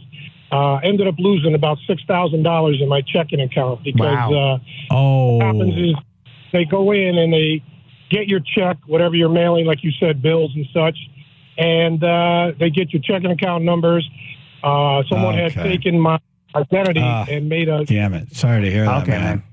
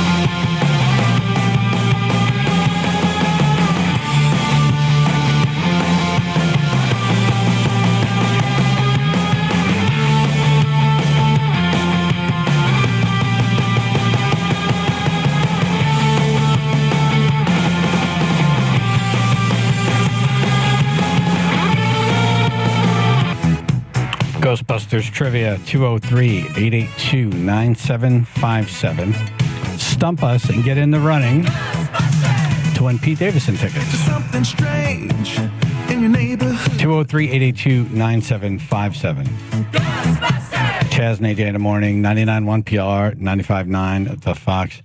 We were just talking to someone who had their mail stolen out of one of those blue boxes. Yeah. And apparently they got the checking account number. Yeah. Didn't think about that. That's all they needed. Yep. And $6,000 later. It was a mess. Yep. And they'll never do it again. Yep. That's brutal. So That's terrible. Good. That was enlightening. So this is why those guys were in Fairfield doing that. Yep. But luckily, they were dumb and they fell asleep. Exactly. during the course So of the- happy ending there. Yes. All right, Mike in Stratford. Good morning, guys. Good morning. What TV show does Dr. Peter Venkman host? Oh, it's World of the Psychic. You got it right. Have a great day. Damn, nice. Paul in Wallingford. You know what? It must be fate, because I was just going to say that freaking question. The ghost. What was the name of the ghost that they were interviewing? The ghost they were interviewing. Ghost. So they were saying, I am not this person. I'm only blank. It was Sigourney Weaver who was possessed. That was Zool. Zool. Damn it. There is no Dana, only Zool. Yes. Who you gonna call? Joel in Fairfield. Well, very good morning to you, and thanks for everything you do for me every morning to keep me happy. Thank you. Thank you. Where was the original Ghostbusters firehouse, the real one? Where's it located, the address? I know it's New York. Can't think of the address, though. That's not a movie. That's real life. Yeah, I have no idea what the actual address is. Anybody? Bueller? 1313. Not a fan of the question. Yeah. But what's the answer? I'm sorry. The address is 14 North Moore Street at the intersection of Varick in Tribeca. I was just going to say that. It was on tip for a tongue. Yeah, exactly. Thank you, Joel. You're in the running. Welcome. Have a good day, everybody. Feel Thank good. you, man. Thank you, sir. All right, my wife wants to play. She can't win. Okay. And what do you got? All right, good morning. Good morning. Okay, so finish this line. We've got the tools, we've got the talent, blank. It's Miller time. Boom, nicely done, Odd. Really? Yeah, it's Miller time. Go away, little girl. Go away, little boy. All right, love you, bye. Emma in Wallingford. What does the graffiti written on a Ghostbusters lab door say in the beginning of the film? Venkman burn in hell. There you go. Whoa. Running through your head. Very impressed. Yeah. Who can you call? Gary in Wallingford. Okay, in 1984, after the film made a bunch of money, the filmmakers got sued by Harvey Cartoons. They invented the Casper the Friendly Ghost thing. Why did they get sued? Was it because the Stay Puft Marshmallow Man looked kind of like Casper? I have no idea. Couldn't tell I you. think it was the main logo looked like one of the ghosts in Casper. Right. No, it's pretty close. The guy Fatso character, cartoons look kind of like that guy, a lot like their ghost thing. So. Right. It's funny because all of the ghosts in Casper had pointy heads except for Casper. He was the only one with the round head. Because he was actually Richie Rich. Look at Richie Rich and look at Casper. That's the ghost of Richie Rich. Thought I had. I thought they were just drawings. I didn't realize there was actual spiritual. It was the same actor, Chad. Connection. They have the same mannerisms. It's the same jeans. Yes. He didn't wear jeans. One kid didn't make it. Dead Richie Rich. Brian in Bristol. Hey, guys. Hey. What year did the movie come out? It was 84, I know that. Well, was there another part of the question? It's 84. No, that's it. What year? Well, it's kind of easier now. Yeah. What year did the movie come out? 84. Correct. Good answer. What's the name of the movie Ghostbusters? Ghostbusters, I know that. Wow. It's easy now. I don't mind an easy question. Thank you. Chris, Rocky Point. You can't win, but you can play. That sounds great. which rock group sued Ray Parker Jr. over his Ghostbusters song being too much like their song? Huey Lewis. Yeah. I want a new drug. Yeah. I wanted. Huey wasn't going to sell until this one became number one. He was like, hey, wait a minute. Mike and Stratford. I'm going to try again. In what book did they find the name Zool? Oh, that was trying to research it. It wasn't the Book of Gozer, was it? No. Acromancer. Tobin Spirit Guide. Damn you, AJ. I hope your surgery goes well. Thank you. Appreciate it. Now, do you mean that? I don't think you meant it. Damn, dude. You're killing it. Paul in Wallingford. All right, this one's easy. What was the name of Sigourney Weaver's son in part 2? Oscar. Damn, dude, serious. This is awesome. Who are you going to call? AJ. Mesh Buster over here. John.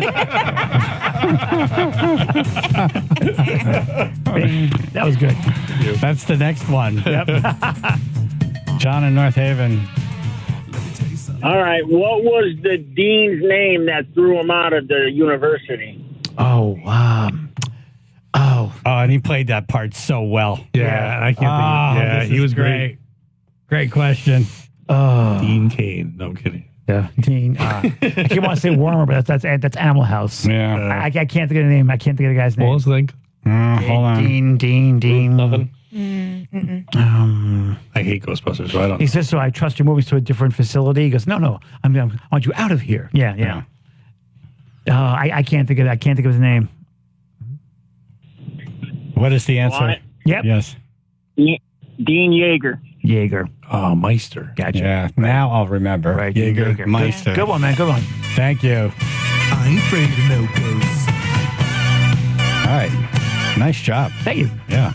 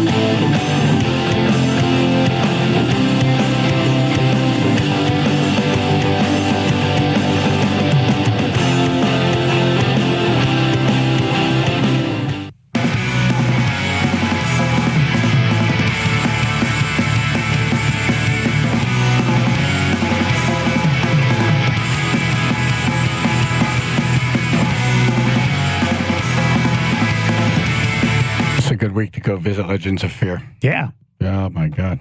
That place is insane. All right. Thank you for listening. Thank you for calling. We're not sure if AJ's on tomorrow. It depends on what time they need him there to do the check-in for the big cut. Yeah, the big cut. The big cut. Snip, tuck. Right. No, there's no mesh, snipping. mesh. There's no snipping. There's no meshy. No meshy cleanup. Final thoughts, AJ? Hopefully see you guys tomorrow. Pat Oates. AJ, good luck, and I'll save the prayer over you. I appreciate you that. do it. Thank you. Ruth. I'm feeling a little funny. I don't know. You feel like a devil dog? Yeah. Right. Yes. Shed. Going to devil. I want to go into a shed. Phil. AJ, good luck with the big cut.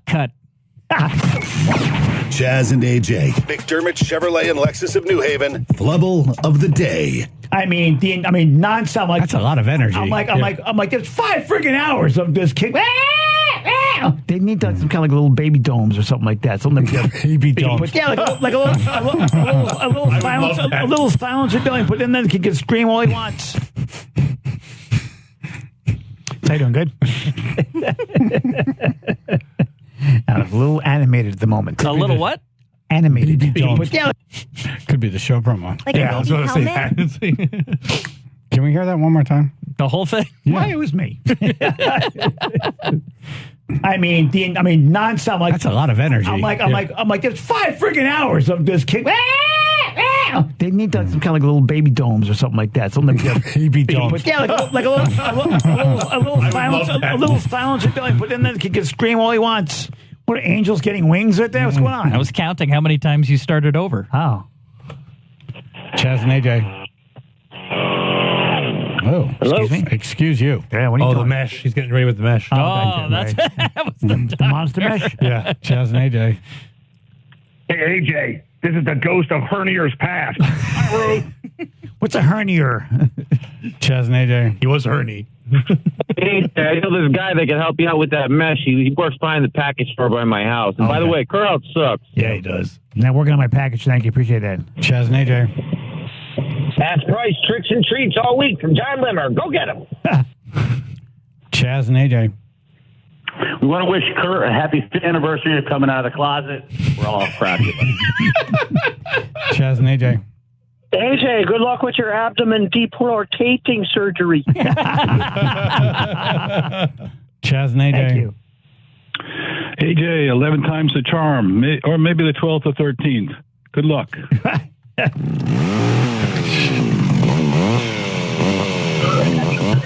Chaz and AJ.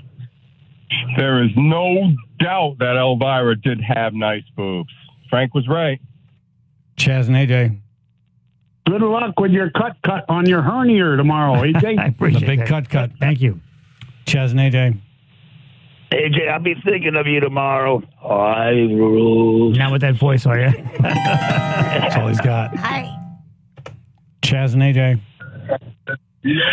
AJ, you're in my prayers. Best of luck. Thank you. Appreciate that. Just waiting for a joke. Oh. She actually is cared. Maybe she actually cared. Wait a minute. What just happened there? What are you doing here? When did this start happening? Chaz and AJ. Yes, AJ, your life is one big mesh. Mesh. Unreal. Yes. Chaz and AJ. This is the I have to put up with. Chaz and AJ. Hey, AJ, Kurt Hart said he wants to come with you to your surgery tomorrow because he sucks so bad, you know? I don't know if it needs suction. Chaz and AJ. Get Lance and Limmer this week at Long Wharf because they both suck. Joe Biden.